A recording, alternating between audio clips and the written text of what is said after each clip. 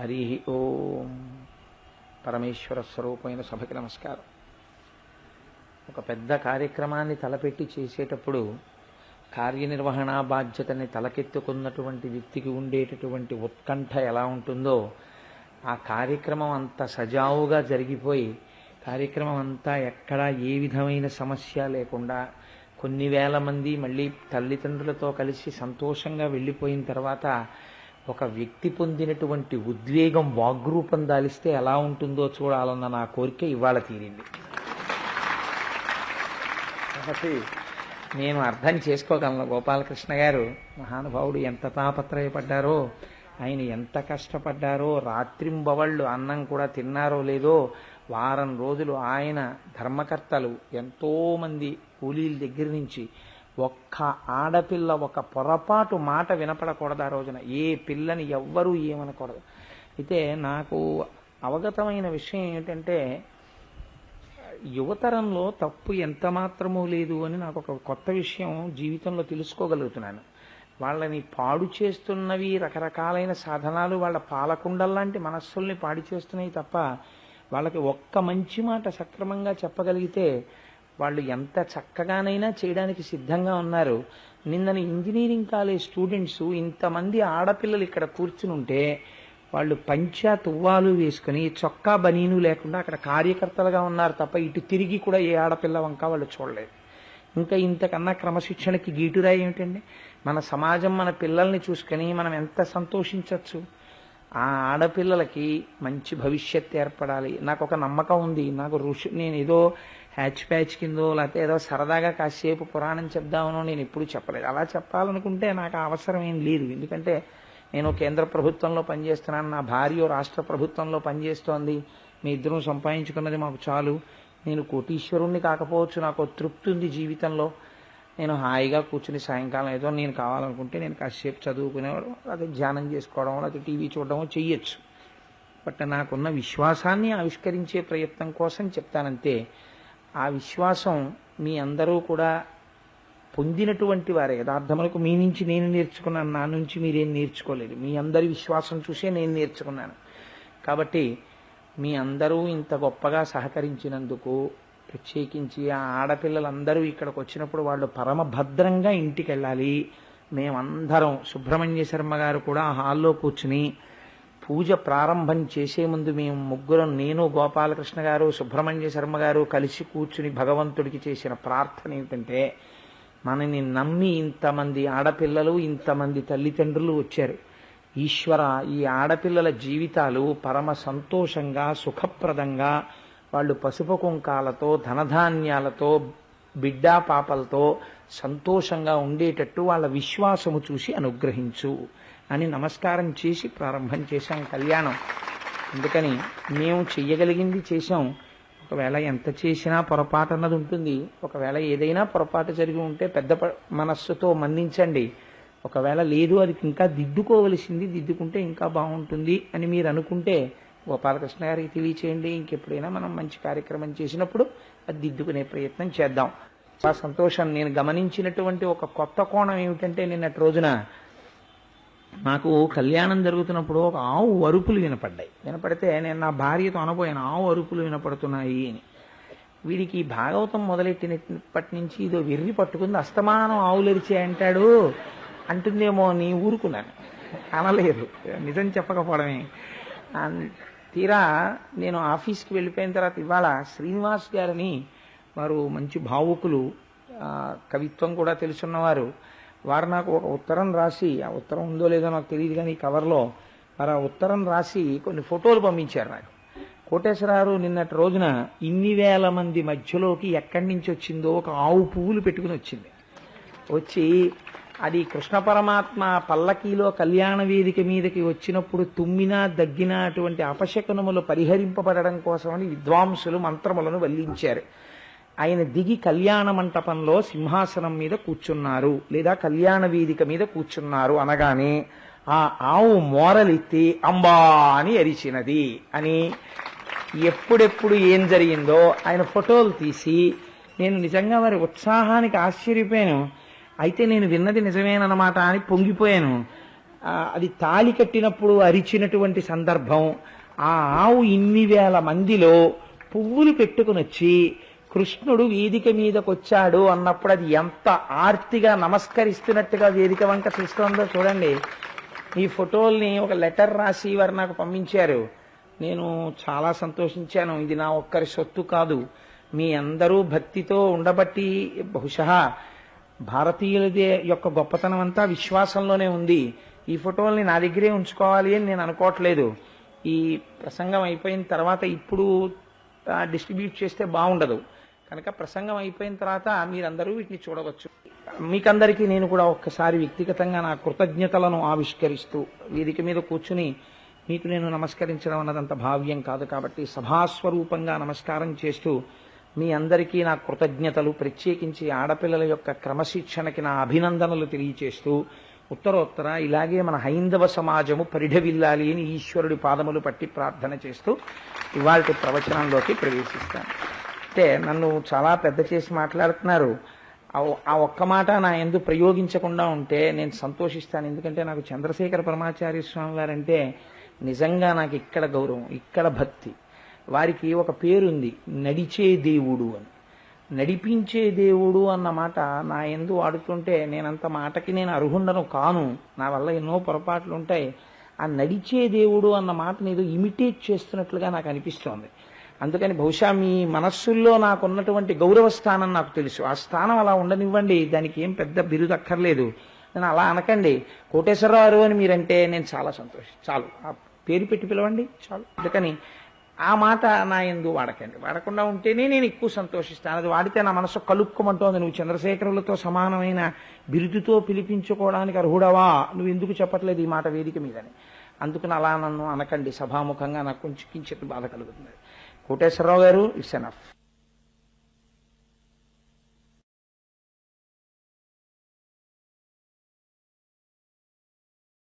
నారాయణం నమస్కృత్య నరం చైవ నరోత్తమం దేవీం సరస్వతీం వ్యాసం తతో జయముదీరయేత్.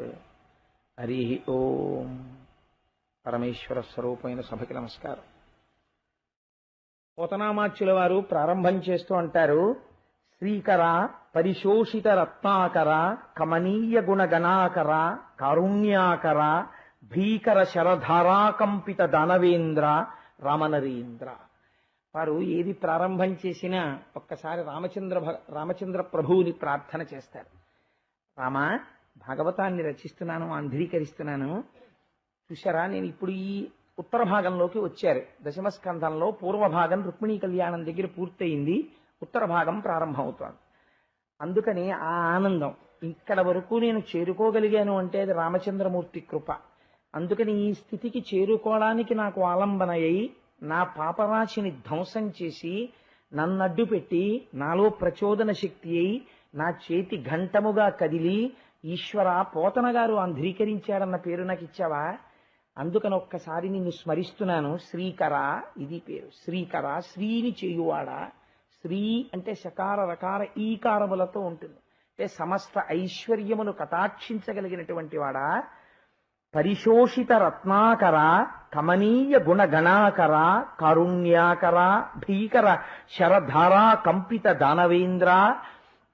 అపారమైన కారుణ్యమునకు అవధి అయిన వాడా, శత్రువులను పరిమార్చగలిగినటువంటి వాడా రామనరేంద్ర. రామచంద్ర ప్రభో, ఉత్తర భాగాన్ని ఆంధ్రీకరణం ప్రారంభం చేస్తున్నాను. వారు తరచూ ఈ మాట రామచంద్రమూర్తి మీద అనేకమైనటువంటి పద్యాలు ఇచ్చారు భాగవతంలో. కానీ ఉన్నటువంటి సమయాన్ని దృష్టిలో పెట్టుకుని నేను మీకు వాటిని అప్పుడప్పుడు అస్తమానం వారు రామచంద్రమూర్తి మీద చేసినటువంటి పద్యాల్ని చెప్పలేదు. కానీ ఉత్తర భాగ ప్రారంభం కాబట్టి ఈ మాట చెప్పాను. దీంట్లో మనం తెలుసుకోవలసినటువంటి విషయం ఒకటి ఉంటుంది. ఒకటి, భక్తి అనగా ఎలా ఉండాలి అంటే, ఒక ఖాళీ పాత్రలోకి ఒక నిండా ఉన్నటువంటి తైల పాత్రని ఒక చేత్తో పట్టుకొని సన్నటి ధార కింద పోస్తుంటే ఆ ధార అవిచ్ఛిన్నంగా ఎలా పడుతుందో అలా మనం ఏ పని మీద తిరుగుతున్నా భగవంతుని యొక్క స్మరణ మాత్రం విడిచిపెట్టకుండా ఇక్కడ నడుస్తూ ఉండగలగాలి. మీరు పసిపిల్లల్ని చూడండి, మీకు ఇది బాగా ద్యోతకమవుతుంది. పిల్లల్ని చూస్తే మనకి భక్తి అంటే ఏమిటో అర్థం అవుతుంది. పసిపిల్లవాడికి ఏమీ తెలియదు. అటువంటి పసిపిల్లవాడిని తీసుకొచ్చి అక్కడ కూర్చోబెడితే మేనత్త వాడికి అత్యంత అలవాటైనటువంటి వ్యక్తి.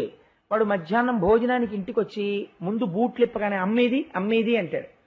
అమ్మ ఉందిలే వస్తుంది ఇప్పుడే ఈ పక్కకే వెళ్ళింది నీకు అన్నం పెట్టేసేయమంది రా అన్నం తిందువు కానివని కంచం పెడుతుంది. వాడు ఏడుపు మొదలెడతాడు మా అమ్మ ఏదంటాడు. మీ అమ్మ అదిగో ఎదురింట్లో పేరంటానికి వెళ్ళిందిరా ఇదిగో బాల్కనీలోంచి చూస్తే కనపడుతోంది అదిగో అదిగో మీ అమ్మ అంటాడు. అంటే వాడు ముందు అన్నం తినడు అంత ఆకలితో. వాడు బాల్కనీ దగ్గరికి వెళ్ళి అమ్మ కోసం వెతుకుతాడు. ఏది అమ్మేది ఎక్కడా వాళ్ళల్లో ఎక్కడ మా అమ్మ అంటాడు. అత్త విసుక్కుని ఏమిట్రా చూపిస్తుంటే అదిగో మీ అమ్మ జరీ చీర కట్టుకెళ్ళింది అంటే ఏ చీర ఏ చీర అంటాడు. వాడు విసుక్కుందని కూడా చూడ్డం. వాడికి అమ్మ కనపడాలి. ఆఖరికి వాడిని సముదాయించి దెబ్బలాడి టైం అయిపోతోంది తినని అంటే వాడు అప్పటికి 2 ముద్దలు తింటాడు కానీ బెక్కుతూ ఉంటాడు ఏడుస్తూ ఉంటాడు. ఆ బాల్కనీ వంక చూస్తాడు. ఇంత తిడుతున్నారని వాడికి ఉండదు. ఇప్పుడు వచ్చేస్తుందా మా అమ్మ నేను వెళ్ళే లోపల రాదా సాయంత్రం వస్తుందా నిజంగా పేరంటానికే వెళ్ళిందా అంటాడు. అంటే వాడు ఎక్కడికి వెళ్ళినా వాడు స్కూల్కి వెళ్ళిపోతున్నా అన్నం తింటున్నా వాడికి ఇష్టమైన పప్పే వేసినా ఒకళ్ళు పెడుతున్నా వాడి ధ్యాస మాత్రం అమ్మని చూడాలని ఉంటుంది. అమ్మని చూస్తే ఏమవుతుంది? అన్నానికి రుచి ఎక్కువ అవుతుందా? అన్నంలో క్యాలరీస్ పెరుగుతాయా? కాదు. అమ్మ పెట్టిన అన్నం అమ్మని చూసి తిన్న అన్నం వాడికి తృప్తి. ఏం చేసినా విడివడి ఉండలేక ఏడ్చి అమ్మని చూడాలని తాపత్రయపడిన బిడ్డడు ఎలా ఉంటాడో ఏ పని చేస్తున్నా ఈశ్వరుడి పట్ల కృతజ్ఞత భక్తుడైన వాడికి అలా నడుస్తుంది. అందుకని సంతతము ఆ భగవంతుణ్ణి జ్ఞాపకం తెచ్చుకుంటూ ఉంటాడు. అదే పోతన గారి గొప్పతనం. తన యందు ప్రజ్ఞ పెట్టుకోడు. నా అంతటి వాణ్ణి నేను అనడు. నా అంతటి వాణ్ణి నేనంటే ఒక్క క్షణం చాలు నీ స్థితి ఏమిటో చూపించడానికి ఈశ్వరుడికి. ఒక చిన్న విషయం చాలు నీ యొక్క స్థితి ఏమిటో చూపించేయడానికి ఈశ్వరుడికి ఎంతో సేపు పట్టదు. కానీ ఆయన మహాదయాళువు. ఆయన అలా చెయ్యడు. ఆయన ఎన్ని ఆగడములనైనా సహిస్తాడు. అందుకే ఎంత గొప్ప మాట అంటారో చూడండి. కమనీయ గుణగణాకర కారుణ్యాకర. మహాకారుణ్యము కలిగినటువంటి వాడా రామచంద్ర ప్రభో అని ప్రారంభం చేశారు. మనం కూడా దీన్ని అలవాటు చేసుకోవలసిన అవసరం ఉంటుంది. భాగవతం వినేటటువంటి వాడు భాగవతం చదివేటటువంటి వాడు జీవితంలో ప్రత్యేకంగా మొదట అలవాటు కోసం అస్తస్తమానం ఈశ్వరుణ్ణి జ్ఞాపకం తెచ్చుకోవడం. కష్టం వచ్చినా సుఖం వచ్చినా దాన్ని ఈశ్వరుడితో అనుసంధానం చేసుకోవడం అలవాటు పడితే ఇది మీకు జీవితంలో ఇంతకన్నా గొప్ప వరం ఎక్కడుంటుంది నాకు చెప్పండి. నేను చాలా మందిని నేనేమిటండి మీరు చూస్తుంటారు సమాజంలో కొంతమంది వ్యక్తులు ఉంటారు. వాడికి అన్నీ ఉంటాయి. ప్రపంచంలో వాడికి ఉండనిది ఏమి ఉండదు. అన్నీ ఉంటాయి. వాడికి ఒక రోజున కళ్ళు తిరగగానే వాడు ఏం చేస్తాడో తెలుసా అండి? వాడికి కళ్ళు తిరగడానికి ముందు ఆ ఇల్లు స్వర్గం. 8ంటికి వాడికి కళ్ళు తిరిగే ఎందుకో కింద పడ్డాడు. లేపి కూర్చోబెట్టారు. 8:15 వాడికి ఇంకేం కళ్ళు తిరగట్లేదు. వాడు హాయిగా ఉన్నాడు. ఒకసారి డాక్టర్కి వెళ్ళి చూపించుకుందాం అనుకున్నాడు. కానీ వీడు ఫోన్లు చేసి పిలిపించేస్తాడు. అందరినీ అప్పగింతలు అప్పజెప్పేస్తాడు. ఇంటిని నరకంగా మార్చేస్తాడు. ఇంత చేసేసి వాడు డాక్టర్ గారి దగ్గరికి వెళ్ళి ఏ 12కో 1 గంటకో టెస్ట్ చేయించుకొని చూస్తే కావలసిన దానికన్నా ఎక్కువ తినేయడం వల్ల పైత్యం ఎక్కువై కళ్ళు తిరిగే ఏమీ లేదు 2 రోజులు కాస్త తక్కువ తినని చెప్తాడు డాక్టర్. ఈ పాటి దానికి ఎందుకు ఇంత అల్లరి అంటే దేహ తాదాత్మ్యత. దీనితో ఇంత తాదాత్మ్యత చెందడం వల్ల ఏమైపోతుందో తెలుసా అండి? 2 ప్రమాదాలు వచ్చేస్తాయి. ఒకటి, దీనితో ఇంత తాదాత్మ్యత పెట్టుకుంటే ఇది దేనికొచ్చింది అంటే బాగా జ్ఞాపకం పెట్టుకోండి. కేవల సుఖానుభూతిని ఇవ్వడానికి శరీరము ఎప్పుడూ రాదు. సుఖము దుఃఖము అన్న 2 చక్రములతో నడుస్తుంది. అందుకే నడిపించేవి 2 ఉంటాయి. 2 కాళ్ళు ఉంటాయి. ఒక కాలితో నడిస్తే కుంటి నడక అవుతుంది. 2 కాళ్ళు ఉంటాయి. గతంలో మనం పాపం చేశాం పుణ్యం చేశాం కాబట్టి సుఖము ఉంటుంది దుఃఖము ఉంటుంది. జీవితంలో దుఃఖము లేకుండా కేవలము సుఖాన్నే మీరు అనుభవించడానికి రావలసి వస్తే అసలు ఈ శరీరం అక్కర్లేదని నేను అనుకుంటున్నాను. ఎందుకంటే మీకు పుణ్యం తప్ప పాపం లేదనమాట. అంత పాపం లేనటువంటి స్థితిలో మనం ఉన్నామా? ఒకసారి ఆలోచిస్తే ఖచ్చితంగా పాపము ఉండి తీరుతుంది. ఎవరు అనుభవించాలి? మనమే అనుభవించాలి. పుణ్యం ఎవడు అనుభవించాడో పాపం వాడే అనుభవిస్తాడు. పాపం వాడే అనుభవించవలసి వచ్చినప్పుడు దీంతో అనుభవించవద్దా? కాబట్టి ఇది పాపమునకు సంబంధించిన ఫలితమును కూడా ఇస్తుంది ఒకనాడు. అప్పుడు ఏం చేస్తుందో రోజు తలపోటు వస్తుంది. ఓహో ఈశ్వర, ఏదో పాపం చేసి ఉంటాను, ఒకనాడు ఎవరిని బాధ పెట్టానో, ఎవరి తలకాయ నెప్పెట్టేంతగా ఏడిచేటట్టు మాట్లాడానో, ఎవరి పట్ల కఠినంగా ప్రవర్తించానో, ఎంత అహంకారంతో ప్రవర్తించానో ఇవాళ తలనొప్పి పెడుతోంది. ఇంకెప్పుడు నేను ఒకరికి తలనొప్పి పెట్టేటట్టు నా మాట యందు వ్యగ్రత ఉండకుండుగాక అని మీరు ఒక నమస్కారం చేసుకున్నారనుకోండి, అది తలనొప్పి కూడా మీరు ఈశ్వరానుగ్రహాన్ని అపేక్షించడానికి ఒక మార్గం అయిపోతుంది. లేకపోతే ఏమవుతుందంటే ప్రతి చిన్న విషయానికి ఒక పెద్ద అసంతృప్తితో ఏదో జీవితమే పాడైపోయినట్టు, నశించిపోయినట్టు, అసలు జీవితానికి సంబంధించిన మౌలిక రహస్యం తెలియకపోతే వాడి ఇంటిని నరకంగా మారుస్తాడు. అలా ఉండదు కొంతమందికి.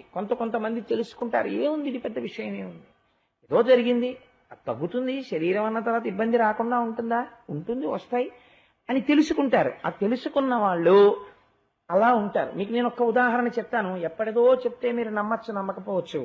నేను ఇక్కడ ఒక రోజున భాగవతం చెప్పడానికి వచ్చిన రోజున ఈ మధ్యనే ఒక 4-5 రోజుల క్రితం నాకు అత్యంత గౌరవనీయులైనటువంటి వ్యక్తి, నేను తరచూ వారి పేరు చెప్తే వారి యందు నాకు ఒక ప్రత్యేకమైన గౌరవం సభలో ఆయన చెప్పడానికి వేరు కారణాలు ఉన్నాయని ఎవరైనా అనుకునే అవకాశం ఉండొచ్చు, అందుకని నేను పేరు చెప్పను.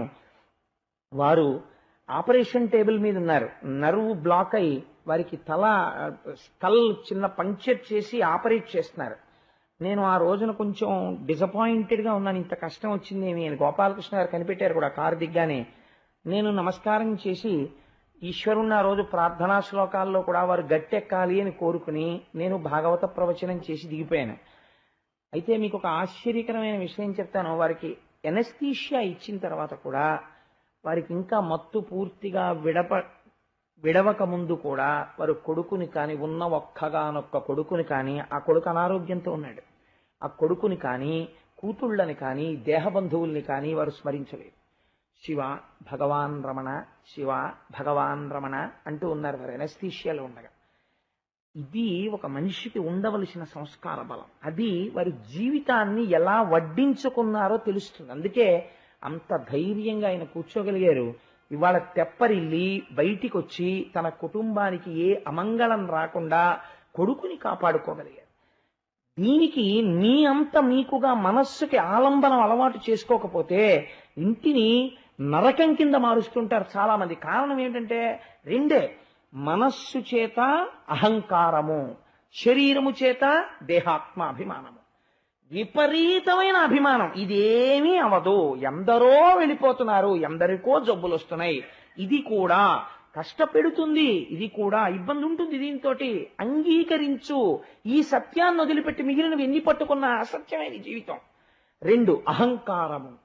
ఎంత అహంకారంతో ఉంటారో. దేనికి అహంకారం? ఒకసారి భగవద్గీత విభూతి యోగం చదువు. నీ యందు నువ్వు ఏది ఉన్నదనుకుంటున్నావో అదంతా ఈశ్వర విభూతి. నేను ఇప్పుడు ఈ మాటలు చెప్తున్నానంటే నా గొప్పతనం కాదు, నా నాభి నుంచి బయలుదేరినటువంటి ఊపిరి వాక్కుగా మారుతోంది కాబట్టి నేను చెప్పగలుగుతున్నాను. ఒక్కసారి నా కంఠం రుద్ధమై నేను మాట్లాడలేకపోయాను అనుకోండి, ఉపన్యాసం ఏముంటుంది ఇంకా? కాబట్టి వాయువుని వాక్కుగా మారుస్తున్న వాడెవడో వాడు భగవానుడు. ఆ భగవానుడికి మీ యందున్న విభూతిని ఈశ్వరుడికి అంకితం చేశారనుకోండి, మీ యందు వినయం వచ్చేస్తుంది. కానీ మనం ఎక్కడ పొరపాటు పడుతుంటాం అంటే మన యందు తీసుకొచ్చి పెట్టుకుంటూ ఉంటాం. ఈ 2 మనిషి నేర్చుకోవాలి. ఒకటి తరచూ ఈశ్వర స్మరణము, తరచూ గురుస్మరణము. ఈ 2 చెయ్యగలగాలి. ఈ 2 చేయడంలో ఉన్న గొప్పతనం. అందుకే రుక్మిణీ కళ్యాణం తర్వాత వచ్చేటటువంటి ప్రద్యుమ్నోపాఖ్యానం చాలా గమ్మత్తుగా ప్రారంభం చేశారు. రుక్మిణీ కళ్యాణంలో ఒక మాట చెప్తుంది రుక్మిణీదేవి. శ్రీకృష్ణ పరమాత్మ వచ్చేస్తున్నారు అని చెప్తాడు. వచ్చి అగ్నిద్యోతనుడు ఆవిడంది, వెళ్ళి నేను రాసిన లేఖ ఇచ్చి నాకు కృష్ణుణ్ణి తీసుకొచ్చావా, అయితే ఇదిగో ఈ నగలు తీసుకో, ఈ డబ్బులు తీసుకొని ఆవిడ అనలేదు. ఆవిడంది, జలజాతెచ్చను తోడి తెచ్చితివి నా సందేశముని చెప్పి, నను నిలువం పెట్టితివి నీ కృపన్ బ్రతికితిన్, నీకన్న పుణ్యాత్మకుల్ కలరే, దీనికి నీకున్ ప్రత్యుపకృతిం చేయంగ నేనేరా, అంజలి ఘటించదభూసురాన్వయమణి సద్బంధు చింతామణి అంది. గురువుకి నీవివ్వగలిగినదేది? గురువు అనబడేటటువంటి వ్యక్తికి స్వార్థముతో కూడిన కోరిక ఉండదు. కాబట్టి ఆయనకి ఏమి ఇవ్వగలవు? ఆయన చేసిన దానికి నువ్వు ప్రత్యుపకారం చెయ్యలేవు. నీకు మార్గోపదేశం చేసిన వాడు గురువు కనుక, గురువు అని నేను చెప్పినప్పుడు ఇక్కడ గుర్తుపెట్టుకోండి, నేను నన్ను దృష్టిలో పెట్టుకుని చెప్పట్లేదు, మహాపురుషుల్ని దృష్టిలో పెట్టుకుని చెప్తున్నాను. గురువులకి మనం చెయ్యవలసింది ఇటువంటి నమస్కారం ఒక్కటే. అందుకని అంజలి ఘటించదభూసురాన్వయమణి సద్బంధు చింతామణి అంటుంది. కాబట్టి ఆ గురువుని భగవంతుణ్ణి నిరంతరము స్మరిస్తూ ఉండాలి. దాని వలన ఎలా నడవచ్చు అన్నది తెలుస్తుంది, ఎవరిని చేరుకోవచ్చు అన్నది సుగమమవుతుంది. ఇది పోతన గారు మనకి చూపిస్తున్నారు. దీని తర్వాత కథాభాగాన్ని ప్రారంభం చేస్తున్నారు. రుక్మిణీకృష్ణుల యొక్క వివాహము పూర్తయింది. రుక్మిణీదేవికి ఒక కుమారుడు జన్మించాడు. ఆ పురిటికందుని చూసుకుని పరవశించిపోయింది. ఎంత అవతారమైనా ఇది మీరు చాలా జాగ్రత్తగా పోతన గారి యొక్క కవిత్వంలో పట్టుకోవలసినటువంటి జీవనాడి. నిన్నటి రోజున రుక్మిణీ కళ్యాణాన్ని పూర్తి చేస్తూ ఏమన్నారు పోతన గారు? అనగా ఆదిలక్ష్మి అయిన రుక్మిణితోడ క్రీడ సల్పుచున్న కృష్ణు చూచి పట్టణంబులోని ప్రజలుల్లసిల్లిరి ప్రీతులగుచు ముక్త భీతులగుచు అన్నారు. ఆవిడ ఆదిలక్ష్మి అన్నారు. ఆదిలక్ష్మిలోంచే కదండి మిగిలిన అష్టలక్ష్ములు వస్తాయి. మహాలక్ష్మి అయినా, సంతానలక్ష్మి అయినా, ఐశ్వర్యలక్ష్మి అయినా, రాజ్యలక్ష్మి అయినా, గజలక్ష్మి అయినా ఆవిడలోంచే వస్తాయి. కాబట్టి ఆదిలక్ష్మి, సంతానలక్ష్మి. కాబట్టి ఇప్పుడు రుక్మిణీదేవికి ఎవరు కలిగారు? బిడ్డడు కలిగాడు.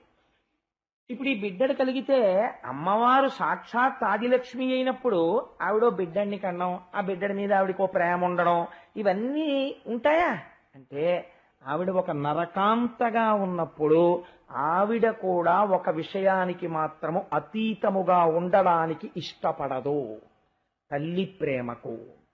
ఎంత రుక్మిణీదేవైనా తల్లి ప్రేమ అన్న విషయానికి వస్తే అబ్బాయి అది పెద్ద విషయం ఏముందండి, అది మాత్రం పక్కన పెట్టేస్తాను, నాకు అన్నీ తెలుసు, నేను త్రికాల వేదిని అందవు. తల్లి ప్రేమ తల్లి ప్రేమగానే ఉంచుతుంది ఆవిడ. అందుకే ఆ పురిటి మంచం మీద బిడ్డడికి పాలిచ్చింది. పాలిచ్చి బిడ్డన్ని నిద్రపుచ్చి తాను నిద్రపోయింది. ఆ పిల్లవాడు నిద్రపోతుండగా శంబరాసురుడు అనేటటువంటి రాక్షసుడు అంతఃపురంలోకి కామరూపి అయి ప్రవేశించాడు. ప్రవేశించి ఇంకా పురిటి పొత్తిళ్లలో ఉన్నటువంటి ఈ ప్రద్యుమ్నుడు అనబడేటటువంటి చిన్ని బిడ్డన్ని అపహరించి తీసుకుని వెళ్ళిపోయాడు. తీసుకుని వెళ్ళిపోయి ఒక మహాసముద్రంలో పారేశాడు. ఎందుకని అంటే ఆ పిల్లవాడిని చంపేయడానికి. ఎందుకంటే అది అలాగే ఎందుకు, వాడు రావడం ఎందుకు అంతఃపురంలోకి, ఆ పిల్లాన్ని తీసుకుపోవడం ఎందుకు, సముద్రంలో పారేయడం ఎందుకు అంటే ఆ పుట్టినటువంటి పిల్లవాడెవరు చెప్తున్నారు పోతన గారు. ఇది చాలా జాగ్రత్తగా నువ్వు గమనించవలసిన లీల.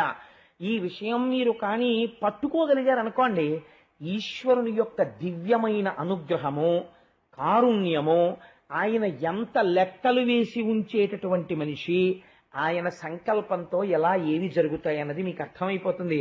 అప్పుడు మీ యందు భక్తి ప్రచోదనం అవుతుంది. ఎంత గొప్ప పద్యం ఇచ్చారో చూడండి.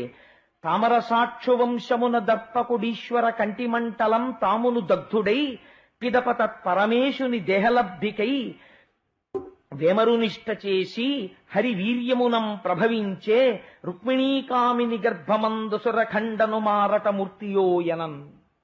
ఒకానొకప్పుడు పరమశివుడు తపస్సు చేస్తున్నాడు. పార్వతీదేవి ఆయనకి ఇల్లాలు కావాలి, లేకపోతే తారకాసుర సంహారం జరగదు. అందుకని ఒక సైన్యాధిపతి కావాలి అంటే పరమశివుడి యొక్క కుమారుడే తారకాసురుణ్ణి నిర్జించాలని వాడు వరం అడిగాడు. అందుకని పార్వతీ పరమేశ్వరుల్ని కలపడం కోసమని మన్మథుడు బయలుదేరాడు. మీరు ఈ కథని జాగ్రత్తగా అర్థం చేసుకుంటే ఒకే పరమాత్మతత్వము మీకు బాగా అర్థమవుతుంది. ఎవరండి ఈ మన్మథుడు? ఎవరి పిల్లాడు అంటే శ్రీ మహావిష్ణువు యొక్క కొడుకు. కందర్పదర్పహర సుందర దివ్యమూర్తే అని పేరు ఆయనకి. శ్రీ మహావిష్ణువు యొక్క అందమంతా ఆయన కొడుక్కొచ్చింది. మన్మథుడు మనస్సుల్ని మధించగలిగిన వాడు. ఆయన పుష్పబాణుడై అవతల వారి మనస్సుని కదుపుతాడు. అందుకని ఇంద్రుడు అడిగితే ఆయన బాణప్రయోగం చేయబోయాడు పరమశివుడి మీదకి. అసలు కాళిదాస విరచితమైనటువంటి కుమార సంభవంలో అయితే అసలు ఇంకా ఆయన బాణప్రయోగం చెయ్యలేదు. బాణప్రయోగం చేద్దామని ఇలా బాణాల్ని ధనస్సుకి సంధించి లాగుతున్నాడు. శివుడిలో చిన్న మార్పు వచ్చింది. అనుమానం వచ్చి చూశాడు. పొదలో కూర్చుని వింటినాది సారిస్తున్న మన్మథుడు కనబడ్డాడు. అంతే మూడో కన్ను తెరిచాడు. కాముడు భస్మం అయిపోయాడు. మీరు చాలా జాగ్రత్తగా ఒక విషయాన్ని ఆలోచించండి. ఒక వ్యక్తి మరణించాడు అనుకోండి, వినాయకుడి ఉత్పత్తి కథ ఒకటి ఉంది. ఏదో ఆయన తల తెగిపోయింది, ఇంకో తల తీసుకొచ్చి అంటించారు, కొంతవరకు పర్వాలేదు.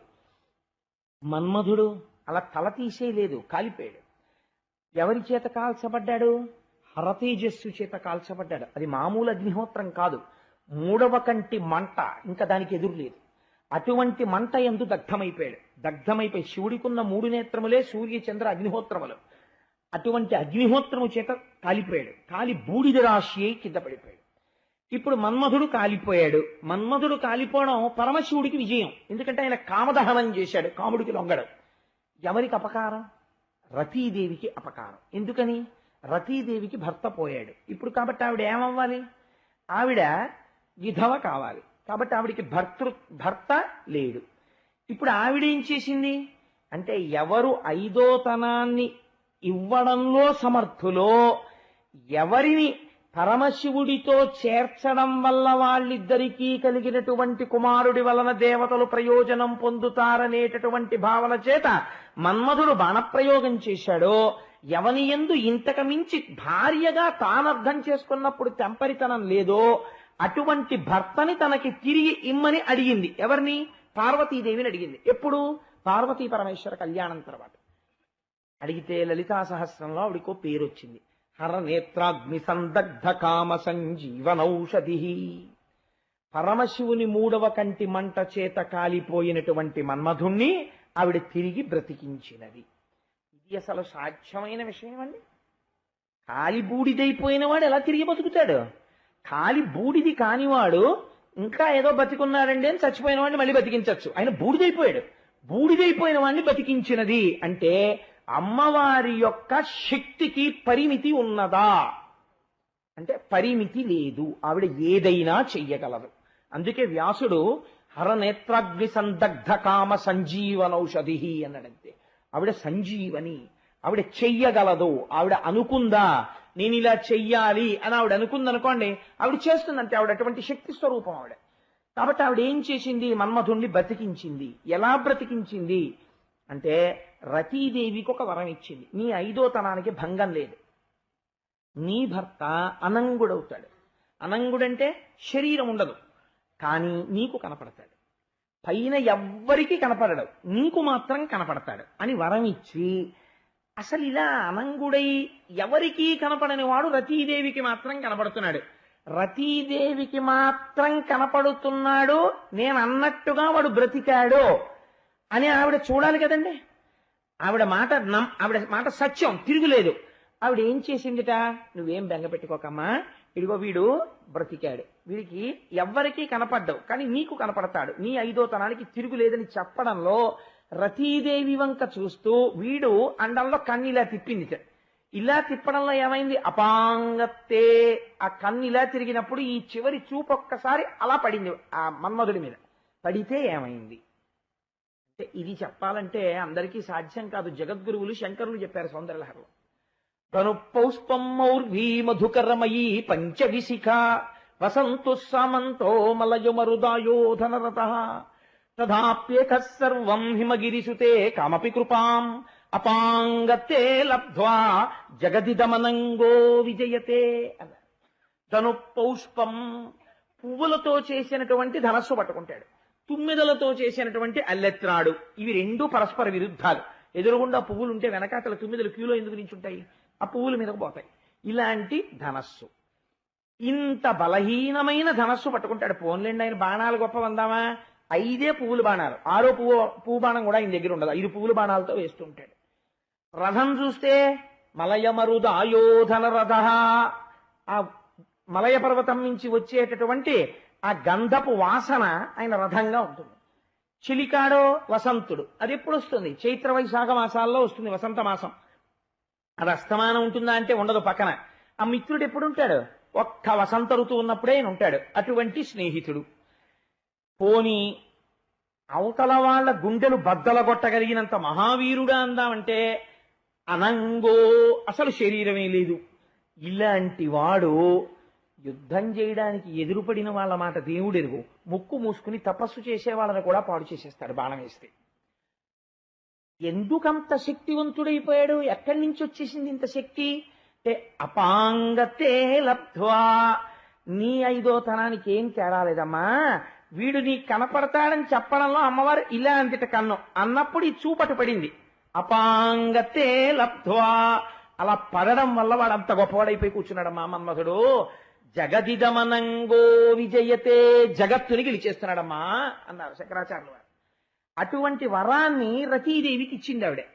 ఆ రతీదేవికి శరీరముతో కూడా తన పతిని ఎప్పుడైనా చూడాలి కోరిక కలిగింది. వాళ్ళిద్దరూ ఎంత ఎలా ఉంటారో తెలుసా అండి. అందుకే ఈ ఒక్క ప్రద్యుమ్నోపాఖ్యానంలో ఎన్ని రహస్యాలు దాచారో. శివా రుద్రస్య భేషజీ, శివా విశ్వస్య భేషజీ అని పేరు రుద్రాధ్యాయంలో ఆవిడికి.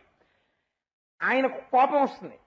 ఆవిడ వెంటనే ఆ ఊరుకుందరు, ఊరికేను పిల్లాన్ని పట్టుకుని ఇంకా నీతులు చెప్పేసి కొట్టేసి, మీ చిన్నతనంలో కష్టాలు పడ్డాను, అలా చదువుకున్నాను, ఇలా చదువుకున్నాను, అబ్రహాం లింకన్ ఎలా చదువుకున్నాడు, ఇంకా వాడు దొరికాడో ఊరికే తిట్టేస్తారు. అలా కాదు, మీరు కూడా ఊరికే ఆఫీస్ అని ఉపన్యాసాలని వెళ్ళిపోవడం కాదు. పిల్లాడి దగ్గర కాస్త చక్కగా కూర్చుని అప్పుడప్పుడు హోంవర్క్ చూసి కనీసం వారంలో 2 రోజులైనా కూర్చుంటే బాగుంటుంది. కానీ 6 నెలలకు ఒకసారి ఒకేసారి పెద్ద ఇంజక్షన్ ఒకటి ఇచ్చేస్తుంటారు, వాడు జడిసిపోతున్నాడు అని మళ్ళీ భర్తను ఎవరు ప్రసన్నం చేస్తారు? ఆవిడే. మళ్ళీ వాడు దారి తప్పుతుంటే ఆ తర్వాత నువ్వు చూడలేదా, నాకు చెప్పలేదా అనొద్దు. వాడు భ్రష్టుడైపోతున్నాడు. ఎక్కడికి వెళ్ళినా వాడి మీద కంప్లైంట్. మగపిల్లాడు, నేనే అస్తమానం కొట్టలేను కదా, నా చేతులు తప్ప, మీరు చూసుకుంటారా చూసుకోండి, లేకపోతే మానేయండి అంతే. ఆయన రుద్రుడైపోతాడు. బెల్ట్ తీస్తాడు, 4 కొట్టాక అడ్డొచ్చి మళ్ళీ అదేమిటండి చంపేస్తారా పిల్లాన్ని, ఏదో పిల్లాన్ని మాటలు చెప్పమన్నాను కదా, అదేమిటది ఆ బెల్ట్ అటు వెళ్ళిపోవడం ఏంటి అని మళ్ళీ ఆయన ఎవరు ఉపశాంతి చేస్తారు? ఆవిడే. శివారుద్రస్య భేషజీ, శివా విశ్వస్య భేషజీ. లోకానికి పాఠం ఆవిడే చెప్పిస్తుంది. ఆయన్ని తండ్రిగా నిలబెట్టి మళ్ళీ ఆయన్ని తగ్గించడం ఆవిడే చేస్తుంది. ఇప్పుడు ఆవిడ ఏం చేసింది? ఎప్పుడైతే మళ్ళీ అంటే నేను కాల్ చేస్తే నువ్వు అలా మళ్ళీ బతికించేస్తావు అనమాట అని ఆయనకి కోపం రాకూడదు. అపాంగతే లబ్ధ్వా, ఎవరికి కనపడలేమ్మా, నీకు ఒక్కడికే కనపడతాడు, నీ 5వ తనం పోదులేమ్మా అంటే 5వ తనం అయితే మాత్రం అని ఎలా అంటాడు? తన భార్య 5వ తనం ఎంతో అందరు 5వ తనం అంతే కదా. ఈవిడ అలా అనేటప్పటికీ నిజమే పాపం కాల్చేశాను అని ఆయనకి బాధేసి ఇది అమ్మవారి గొప్పతనం అంటే. అందుకే ఇటువంటి అధ్యాయములు విన్నంత మాత్రం చేత అమ్మవారు అయ్యవారు ప్రీతి చెందుతారు. అప్పుడు అయ్యవారు అన్నారట, వచ్చేసారి శ్రీకృష్ణ పరమాత్మగా శ్రీమన్నారాయణుడు అవతరించినప్పుడు నువ్వు ఆయనకి కుమారుడుగా జన్మించదవుగాక, అప్పుడు రతీదేవి నిన్ను శరీరంతో చూస్తుందని వరం ఇచ్చేశారు. కాబట్టి ఇప్పుడేమయ్యాడు? అక్కడ కథని ఇక్కడికి తీసుకొచ్చారు ఒక్క పద్యంలోకి పోతన గారు. ఆయనకి సమస్త పురాణముల యందు ఆయనకు ఉన్నటువంటి అధికారాన్ని చెప్తుంది. ఇది చెప్పడం అంటే ఎంత గమ్మత్తుగా చెప్పారో చూడండి. తామర సాక్షు వంశమున దర్పకుడీశ్వర కంటిమంటలం తామును దగ్ధుడై పిదప తత్వరమేశుని దేహలబ్ధికై వేమరు నిష్ట చేసి హరివీర్యమునం ప్రభవించే రుక్మిణీ కామిని గర్భమంద అసురఖండను మారట మూర్తియోయనం. ఆ చివరి పాదంలో ఉన్న మాట జ్ఞాపకం పెట్టుకోవాలి. రాక్షస సంహారానికి మళ్లీ శ్రీ మహావిష్ణువే ఇంకో అవతారం ఇచ్చారా అన్నట్టుగా ఉన్నట్ట ఈ పుట్టిన మన్మధుడు. ఇప్పుడు ఆ మన్మధుడే పుట్టాడు.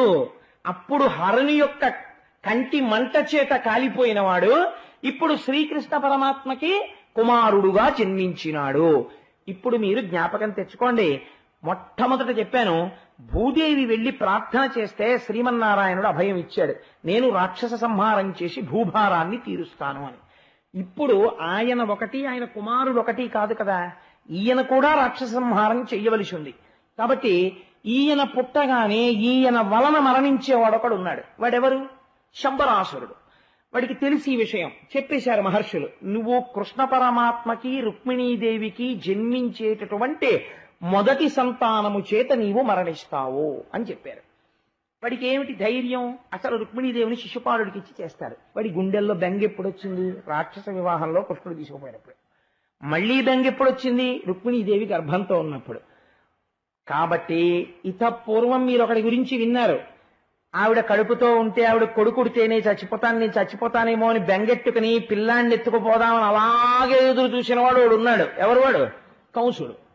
మీరు భాగవతం చాలా జాగ్రత్తగా వింటున్నారండి. కంసుడు అంత జాగ్రత్త పడ్డాడు. ఎంత జాగ్రత్త పడ్డాడంటే ఇప్పుడు నేను మళ్ళీ అంతా చెప్పక్కర్లేదు. ఇన్ని జాగ్రత్తలు పడినటువంటి కంసుడు కృష్ణుడు పుట్టకుండా కానీ కృష్ణుడు తనని చంపకుండా కానీ చేసుకోగలిగాడా? చేసుకోలేకపోయాడు. చచ్చిపోయాడా లేదా? అంటే రాక్షసుడు అంటే ఎవరో తెలుసా అండి? నేను చచ్చిపోకూడదు అని అవివేకంతో మాట్లాడేవాడు. నేనన్నప్పుడల్లా శరీరాన్ని చూపించి ఇది చచ్చిపోకూడదు, ఇది చచ్చిపోకూడదని చెప్పేవాడు. అన్నిటికన్నా ప్రతిరోజు మనతో మాట్లాడేటటువంటిది ఒకటి ఉంటుంది. శంకరాచార్యుల వారు అంటారు, బాల్యాదిశ్యపి జాగ్రదాదిశు తథా సర్వాస్వవస్థాస్యపి యా వృత్తాస్వనువర్తమానమహమిత్యంత స్ఫురంతం సదా. జుట్టు నెరిసిపోతూ ఉంటుంది, తెలిసిపోతూ ఉంటుంది వెళ్ళిపోయే సమయం ఆసన్నం అయిపోతోందని. శరీరం జర్జరీభూతం అయిపోతుంది, ముడతలు పడిపోతుంది, తింటే అరగదు, మోకాళ్ళు నొప్పులు, లేవలేడు, కూర్చోలేడు, జ్ఞాపక శక్తి క్షీణించిపోతుంది. అనుకున్నదా జ్ఞాపకానికి రాదు. పెంచుకున్నటువంటి అహంకారమా కొండలంతుంది. ఇంత అహంకారం పెరిగిపోవడం వల్ల వచ్చే మొట్టమొదటి దుష్ఫలితం ఏమిటో తెలుసా అండి? అమాయకత్వం చేతనైనా సరే ఎవరైనా ఓ మాట అన్నారనుకోండి, ఒక చిరునవ్వు నవ్వి వెళ్ళలేడు. ఎందుకనంటే నన్ను ఇంత మాట అంటారా, పొడుచుకు పొడుచుకు పొడుచుకు పొడుచుకు 10 రోజులు కుమిలిపోతాడు. అన్నవాడు వెళ్ళిపోయాడు, అది గొడవ. వీడు 10 రోజులు పడిపోతున్నాడు మంచం మీద. ఎందుకని? You have become so sensitive. నేను ఇంత వాణ్ణిని పెంచేసుకున్నావు అహంకారం. దానివల్ల ఏమైపోతుందంటే వాడు అన్నవాడు సూట్తో కూర్చెళ్ళాడు, నీకు త్రిశూలంతో కూర్చున్నట్టుంది. వాడు అజ్ఞానం అని మీరు వెళ్ళిపోగలిగారు అనుకోండి, అసలు మీకు జ్ఞాపకం ఉండదు. ఓ పసిపిల్లవాడంటే పట్టించుకుంటా ఏంటి? పట్టించుకో. నేను ఒకసారి వెళ్ళిపోతుంటే ఓ పిల్లాడు క్రికెట్ ఆడుకుంటూ గవో పరిగెత్తుకొచ్చి టైం ఎంత అయింది అంకుల్ అన్నాడు. నేను చూసి పావుతొక్క 5 అన్నాను. ఈ మొహం అప్పుడే 5 ఎక్కడ అవుతుంది అన్నాడు. అంటే వాడికి ఆట కట్టేయాలని వాడికి బెంగ కడుపులో. అందుకని నేను పావుతొక్క 5 అయిందని, నీ మొహం అప్పుడే 5 ఎక్కడ అవుతుంది అన్నాడు. నేను వాడి ఆర్తి అర్థం చేసుకుని, ఓహో 5:00కో 5:15కో వీడిని చదువుకోవడానికి ఇంటికి వచ్చేయమని ఉండుంటారు వీళ్ళ అమ్మగారు నాన్నగారు. వీడు పావుతొక్క 5 అంటేనేంటి, 4 అని ఉంటే నేను అంకుల్ థ్యాంక్ యూ అన్నవాడు. సో వాడి పిల్లవాడు, వాడి అజ్ఞానం అని వీడి ఎంత ఆ బాధలో వాడినో నోర్మి ఆ పావుతొక్క 5 ఎక్కడ అవుతుంది అన్నారా అని ఒక నవ్వుకుని వెళ్ళిపోయామనుకోండి, చాలా సంతోషంగా. నన్ను వాడు నోర్మి పావుతొక్క 5 నేను వాడి వెంట పడిపోయి వాడిని 4 కొట్టేసి వాళ్ళ నాన్నగారు మా ఇంటి మీదకి దెబ్బలాటకు వచ్చేసి నేను ఇంటికి వెళ్ళిపోయి మా ఆవిడ్ని తిట్టేసి అదొక పెద్ద యుద్ధం అయిపోయి ఈ జట్టి అంతా చాలా పెద్దదైపోయి 2 సందుల మధ్య యుద్ధంగా మారిపోయి, ఇది ఎక్కడ ప్రారంభం చూడండి మీరు. దీనికి అంతటికీ కారణం ఏమిటి? ఈగో అంటుంటారు ఇంగ్లీష్లో. ఈగో దెబ్బతిందండి నాది అంటాడు. తినవలసిన చోట తింటే పర్వాలేదు, తినవలసిన చోట తినదు. అరే నేను ఈశ్వరుణ్ణి ఎప్పుడూ 1 గంట ఆరాధన చేయలేదు అని వాడు ఈగో దెబ్బతిందో, ఇలాంటి వాడు ఇది తింటుంది. కాబట్టి ఏమైపోతుంది? ఎంతగా అజ్ఞానం లోపల పెరిగిపోతుంటే అతిశయం అంత పెరిగిపోతుంటుంది. ఈ అతిశయం ఎంత చిన్న దెబ్బ తింటే అంత విలవిలలాడిపోతాడు. కృష్ణ పరమాత్మకి పుట్టేవాడి చేతిలో నువ్వు మరణిస్తా అన్నారు అనుకోండి, నా అదృష్టం అండి కృష్ణుడి చేతిలో, కృష్ణుడికి పుట్టేవాడంటే కృష్ణ పరమాత్మే, కాబట్టి నేను కృష్ణుడి చేతిలో వెళ్ళిపోతున్నాను, కాబట్టి ఇంతకన్నా నాకు అదృష్టవంతుడు ఎవరు అని వాడు అనగలిగాడు అనుకోండి, వాడి కథ ఇక్కడ రాదు. వాణ్ణి కూడా ఏ నారద మహర్షి కిందో అగస్త్య మహర్షి కిందో ఎక్కడో చెప్పాలి వాడిని తీసుకెళ్లి. అసురుడు రాక్షసుడని ఎందుకంటారో తెలుసా అండి? జరిగి తీరవలసినటువంటి పరిణామమును వాడు అంగీకరించడు. మరి రాక్షసుడా కాదా వాడు? వాడు రాక్షసుడంటే వాడు చెప్తే విండంటారు. రాక్షసుడంటే ఇది పరమసత్యం రా అంటే అదే వాళ్ళందరూ చేత కాక చచ్చిపోయారు, నేను చచ్చిపోతాను ఏంటంటే అంటాడు. ఇంకేమనాలి వాడిని? ఇదొక్కటి వాడు అంగీకరించగలిగితే వాడంత మంచివాడు ప్రపంచంలో ఉన్నాడు. ఎందుకంటే ఎందుకు వచ్చిందండి బాబు, కట్టుకుపోతానా తీసుకెళ్లిపోతానా, ఎందుకు ఇవన్నీ, నేను ధర్మబద్ధంగా ఉంటానంటాడు. ఇది అంగీకరించకపోవడంలోంచి వస్తోంది పాపం అంతాను. కాబట్టి అసురుడు అనగా ఎవరు? ఇదిగో ఇలాంటి వాడే. కాబట్టి వాడు ఏం చేస్తాడు? తన మృత్యువునకు ఏది కారణం అనుకున్నాడో దాన్ని తీసేసే ప్రయత్నం చేస్తాడు. విచిత్రం ఏమిటంటే ఈశ్వరుడు ఈ వ్యాధి చేత వీడు వెళ్ళిపోతున్నాడు అని నిర్ణయం చేసేసాడు అనుకోండి, 1,000,000 మంది వైద్యులు కూడి వచ్చిన కాని మరణమయ్యడి వ్యాధి మాన్పలేరు. చచ్చిపోయే వాళ్ళందరూ ఆ బ్లడ్ గ్రూప్ బ్లడ్ దొరక్క, సర్జన్లు దొరక్క, ఫిజిషియన్లు దొరక్క, మంచి మంచి పదవుల్లో ఉన్న వాళ్ళు, తుమ్మితే 30 మంది ఫిజిషియన్స్ వెళ్ళి చూసేవాళ్ళు, ఏ చేత కాక చచ్చిపోతున్నారు ఏమిటండి? చేత ఇంతకన్నా దిక్కు లేక చచ్చిపోతున్నారు. ఎందుకంటే ఒకడు చేసిన నిర్ణయాన్ని మార్చగలిగిన శక్తి ప్రపంచములు ఎందు లేదు. అదొక సత్యం. ఈ సత్యాన్ని వాడు ఒప్పుకోడు శంబరాసురుడు. కాబట్టి వాడు ఏం చేస్తాడు? ఆ కారణాన్ని తీసేస్తానంటాడు. ఇప్పుడు అవతల వైపు ఎవరు నిలబడ్డారు? ఇది మీరు అర్థం చేసుకోవాల్సి. వీడు చావడానికి ఆయన వచ్చాడు, ఆయన్ని తీసేస్తానని వీడు అంటున్నాడు. అటువైపు ఈశ్వరుడు ఉన్నప్పుడు అది పోతుందా? అది తీసేయమంటే తీసేస్తారా? జ్ఞానం ఏమంటారో తెలుసా అండి? అలా ఎలా కుదురుతుందంటాడు. మీకు నేను ఒక్క ఉదాహరణ తేడా చెప్తాను చూడండి. రమణ మహర్షికి సర్కోమా వచ్చింది, పుండు పుట్టింది.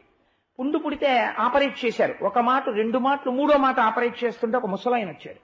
వచ్చి, భగవాన్ అసలు మీరు ఎందుకు దాన్ని ఆపరేట్ చేయించుకున్నారు? దాన్ని ముట్టుకోకుండా ఉండవలసినది, రాచపుండు, దాన్ని కోసిన కొద్దీ పెరుగుతుంది, ఎందుకు కోశారు అన్నారు.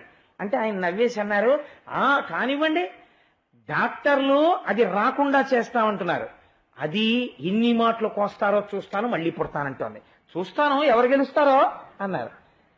ఆత్మసాక్షిగా తన దేహమునకు పుండు పుట్టిందనేవారు కాదు, పుండుకు పుండు పుట్టిందండోయ్ అనేవారు. ఇదే బాధించడానికి వచ్చింది, ఇదో పుండు, దీనికో పుండు, పుండుకు పుండు వచ్చిందనేవారు ఆయన. అలాంటి జ్ఞానిని ఇంకా మీరు ఎలా బాధ పెడతారండి? ఆయన బాధలకు కూడా సాక్షి తప్ప ఆయన బాధ కాడాయన. కాబట్టి జ్ఞానికి బాధ లేదు, మరణము లేదు. అజ్ఞానికి బాధలు ఉంటాయి, మరణాలు ఉంటాయి. ఎందుకుంటాయి? ఇదే నేనంటాడు కాబట్టి. ఇదే నేనన్నవాడు మరణం తప్పించుకుంటాడా? ఇది వెళ్ళి తీరుతుంది, సత్యం వాడు అంగీకరించాడు. కాబట్టి ఇప్పుడు వాడు ఏం చేస్తున్నాడు? ఈ బాలుణ్ణి తీసుకెళ్లి సముద్రంలో పారేస్తానన్నాడు.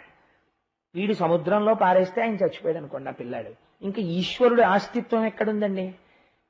ఎక్కడ పడేసినా ఈశ్వర సంకల్పము చేత వాడు బతుకుతాడు. ఇది ఈశ్వరుడు అంటే. ఇదే భక్తుడైన వాడైతే ఇంకోలా మాట్లాడతాడు. అసంకల్పితమే వేహాయదకస్మాత్ ప్రవర్తతే నివర్త్యారంభమారబ్ధం అను దైవస్య కర్మతత్ అంటాడు రాముడు. నిన్న రాత్రి దశరథ మహారాజు గారు పిలిచి రాజ్యం ఇస్తా అన్నారు, ఇవాళ పొద్దున్న పిలిచి అరణ్యవాసానికి వెళ్ళిపో అన్నారు. రాముడు అన్నాడు, నిన్న రాత్రి పిలిచి రాజ్యం ఇస్తా అన్నవాడు నాన్నే, ఇవాళ అరణ్యవాసానికి వెళ్ళిపోమన్నవాడు నాన్నే. పిలిచి రాజ్యం ఇస్తాననిపించిన వాడు దేవుడే, వెళ్ళిపోమన్నవాడు దేవుడే. రెండిటి యందు నేను నాన్నలో తండ్రిని చూస్తున్నాను. వెళ్ళిపోమన్నప్పుడు శత్రువుని, ఇస్తానన్నప్పుడు తండ్రిని నేను చూడటం లేదురా. దైవాన్ని అనువర్తించడం నేర్చుకో లక్ష్మణ, తిరగబడితే నీకే వచ్చిందిరా మనుష్యుడిగా అన్నాడే. కాబట్టి ధర్మాన్ని సూక్ష్మమైన పరిశీలనము అందరూ చెయ్యలేరు. కాబట్టి వీడు ఏం చేశాడు? ఆ పిల్లవాడిని తీసుకుని వెళ్ళి సముద్రంలో పడేశాడు. ఏమిటి వీడి నమ్మకం అంటే, ఆ పిల్లవాడు సముద్రంలో పడిపోయాడు కాబట్టి చచ్చిపోతాడు. ఈశ్వరుడు సంకల్పం చేస్తే వాడు బ్రతకాలి అని ఈశ్వరుడు సంకల్పించాడు అనుకోండి, వాడు బ్రతికి తీరుతాడు. అప్పుడప్పుడు మనం పేపర్లలో చదువుతుంటాం, మీరు కూడా చూసే ఉంటారు. అది నా ఒక్కడి అనుభవమే కాదు, కొంతమంది ధూర్తతనంతో ప్రవర్తించి జీవితంలో ఆ పుట్టినటువంటి పసికందుని తీసుకెళ్లి ఏ చెత్త కుండీల దగ్గర పడేస్తుంటారు. పడేస్తే ఒక్కొక్క పిల్లవాడిని పంది సగం తినేగా చూసి ఫోటోలు రావడం నేను పేపర్లో చూశాను. ఒక్కొక్క పసిపిల్లవాడు ఏడుస్తుంటే ఆ చుట్టుపక్కల ఉన్నవారు గమనించి, అయ్యో పసికోనా ఏడుస్తున్నాడని ఆ పెంటపోగులో ఉన్న పిల్లవాడిని తీసుకొస్తే, ఎవరో మహాపురుషులు, ఎక్కడో అమలాపురంలో ఉంది ఒక పీఠం, నేను వెళ్ళి అప్పుడప్పుడు చూడాలనుకుంటుంటాను. మా దొరగారు కూడా అడిగారు ఒకసారి వెళదామండి అని. వెళ్ళి చూడాలి. ఆ అనాథలైనటువంటి వాళ్ళని ఎవరో తీసుకొచ్చి పెంచుతారు. ఒక ఐశ్వర్యవంతులో, ఒక విద్యావంతుడో, ఒక దయాళువో పెంచుతాడు. వాడు పెరిగి పెద్దవాడై ఈ సమాజమునకు వాడు ఏం కావాలో ఎవరికి తెలుసు? ఒక బిడ్డడు మరణిస్తున్నాడు, ఒక బిడ్డడు వేరొకరి ఇంట్లో చక్కగా పెరిగి పెద్దవాడై మహాసంస్కారాన్ని పొందుతున్నాడు. వాడి జన్మ ఎక్కడా? పసిపిల్లవాణ్ణి ఇలా విసిరేయడమా అన్న మానవత్వం మరిచిపోయినటువంటి కుక్కతో సమానమైనటువంటి ఒక వ్యక్తి యందు వాడు పెరిగి పెద్దవాడవుతున్నది ఒక వటవృక్షమై. ఎవరి చేతిలో అయ్యాడని మీరు అనుకోవాలి? వాడి ఎందుందా తనని తాను రక్షించుకోగలిగిన శక్తి అంటే అది ఈశ్వర సంకల్పము. మన వేదాంతము అంత అందంగా మాట్లాడింది. ఈ ఈశ్వర సంకల్పము మీరు చంపుతానంటే వాడు చస్తాడా? వాడు బ్రతకాలని ఈశ్వరుడు సంకల్పం చేశాడు. కాబట్టి ఇప్పుడు ఆ పిల్లవాడు ఎక్కడ పడ్డాడు? సముద్రంలో పడిపోయాడు. ఈ శంబరాసురుడు ఏమనుకున్నాడు? సముద్రంలో పడిపోయాడు, ఇంక ఈ పిల్లాడేం బతుకుతాడు రా అని ఇంటికి వెళ్ళిపోయాడు. ఈ చిత్రం ఏమిటో తెలుసా అండి? ఆ పిల్లాడు శంబరాసురుడి ఇంటికే వెళ్ళాడు. ఎలా వెళ్ళాడు అంటే, ఒక పెద్ద చాప ఒకటి ఆహారం కోసం వెడుతోంది. అప్పుడే పుట్టిన ఇంత బిడ్డడు దానికి ఇంకో చిన్న చేపలా కనబడ్డాడు. చిన్న చేపను పెద్ద చేప అని, పెద్ద చేపలు చిన్న చేపలను మింగుతాయి. అది నోరు తెరిచి ఈ పిల్లాన్ని మింగేసింది గుట్టుకొని. వాడు చక్కగా నీళ్లలోంచి చేప కడుపులోకి వెళ్ళి, వాడికి ఆ ఊపిరి ఎలా చిక్కిందో, వాడు ఆ కడుపులో ఉండగా ఆశ్చర్యంగా జాలరులు వచ్చి వల వేసి చేపని బయటికి తీశారు. తీసి పడవలో వేసుకుని ఒడ్డుకు తీసుకొచ్చి రంపంతో దాన్ని కొడుపు కోశారు. కోస్తే పిల్లాడు, చంటి పిల్లాడి తల కనపడింది. పిల్లాడిని బయటికి తీశారు. ఏం ఆశ్చర్యం రా, చేపలో పిల్లాడు దొరికాడు, పట్టుకెళ్లి శంబరాసురుడికి ఇద్దాం ప్రభువుకి అద్భుతమైన కానుక దొరికితే ప్రభువుకి కదా ఇవ్వాలి, ఇది ప్రభువుకి చెప్దామని వాళ్ళు ఆ పిల్లాన్ని పట్టుకుని పరిగెత్తుకుంటూ ఆయన దగ్గరికి వెళ్ళారు. వెళ్ళి, అయ్యా ప్రభు ఏం చెప్పమంటారు, ఇవాళ ఎప్పట్లా సముద్రంలో వేటకెళ్ళాం, ఒక చేపని మేము పట్టుకున్నాం, దాని కడుపు కోస్తే ఓ పిల్లవాడు కనబడ్డాడు అన్న. మాయా అంటే ఎలా ఉంటుందో చూడండి. వాడు మాయకి వశుడయ్యాడు. వాడన్నాడు, ఆశ్చర్యం, పిల్లవాడా ఏడి అన్నాడు. ఈ పిల్లవాణ్ణి తీసుకొచ్చి ఇలా చూపించారు. కానీ నేను పడేసిన పిల్లవాణ్ణి చేప మింగి వీళ్ళకి దొరకలేదు కదా అన్నంత అనుమానం వాడికి రాదు. ఎందుకు రాదో తెలుసా అండి? వాడు సైన్స్ బాగా నమ్మాడు. సైన్స్ నమ్మి సనాతన ధర్మంతో కలుపుకున్న వాళ్ళని నేను అంటలేదు. వాళ్ళు మహాపురుషులై, దార్శనికులై, ఋషులై నిలబడ్డారు. నేను అటువంటి వారిని విమర్శ చేయట్లేదు. వీడేమనుకున్నాడంటే, సముద్రంలో బారేసిన పిల్లాన్ని చేప ఎలా మింగుతుంది, ఎలా వస్తాడు, వాడు కాడు వీడు అనుకున్నాడు. అనుకుని ఏం చేద్దాం అనుకున్నాడు. ఈలోగా ఇతపూర్వమే పరమశివుడి దగ్గర ఈ పిల్లవాడు తన కంటికి మాత్రమే కనపడేటటువంటి వాడు కృష్ణ పరమాత్మకి కొడుకుగా పుట్టి తను ఈ మాంసనేత్రంతో అందరూ చూసేటటువంటి వాడిగా పుడతాడని పరమశివుడు ఇచ్చినటువంటి వరం కోసం ఎదురు చూస్తున్న వ్యక్తి ఒకటి ఉంది, రతీదేవి. తన భర్త మళ్ళీ పుడతాడని. అందుకని కృష్ణావతారం వచ్చిన దగ్గర నుంచి ఆవిడ కాపేసి ఉంది. ఆవిడకు ఆ విషయం తెలుసు.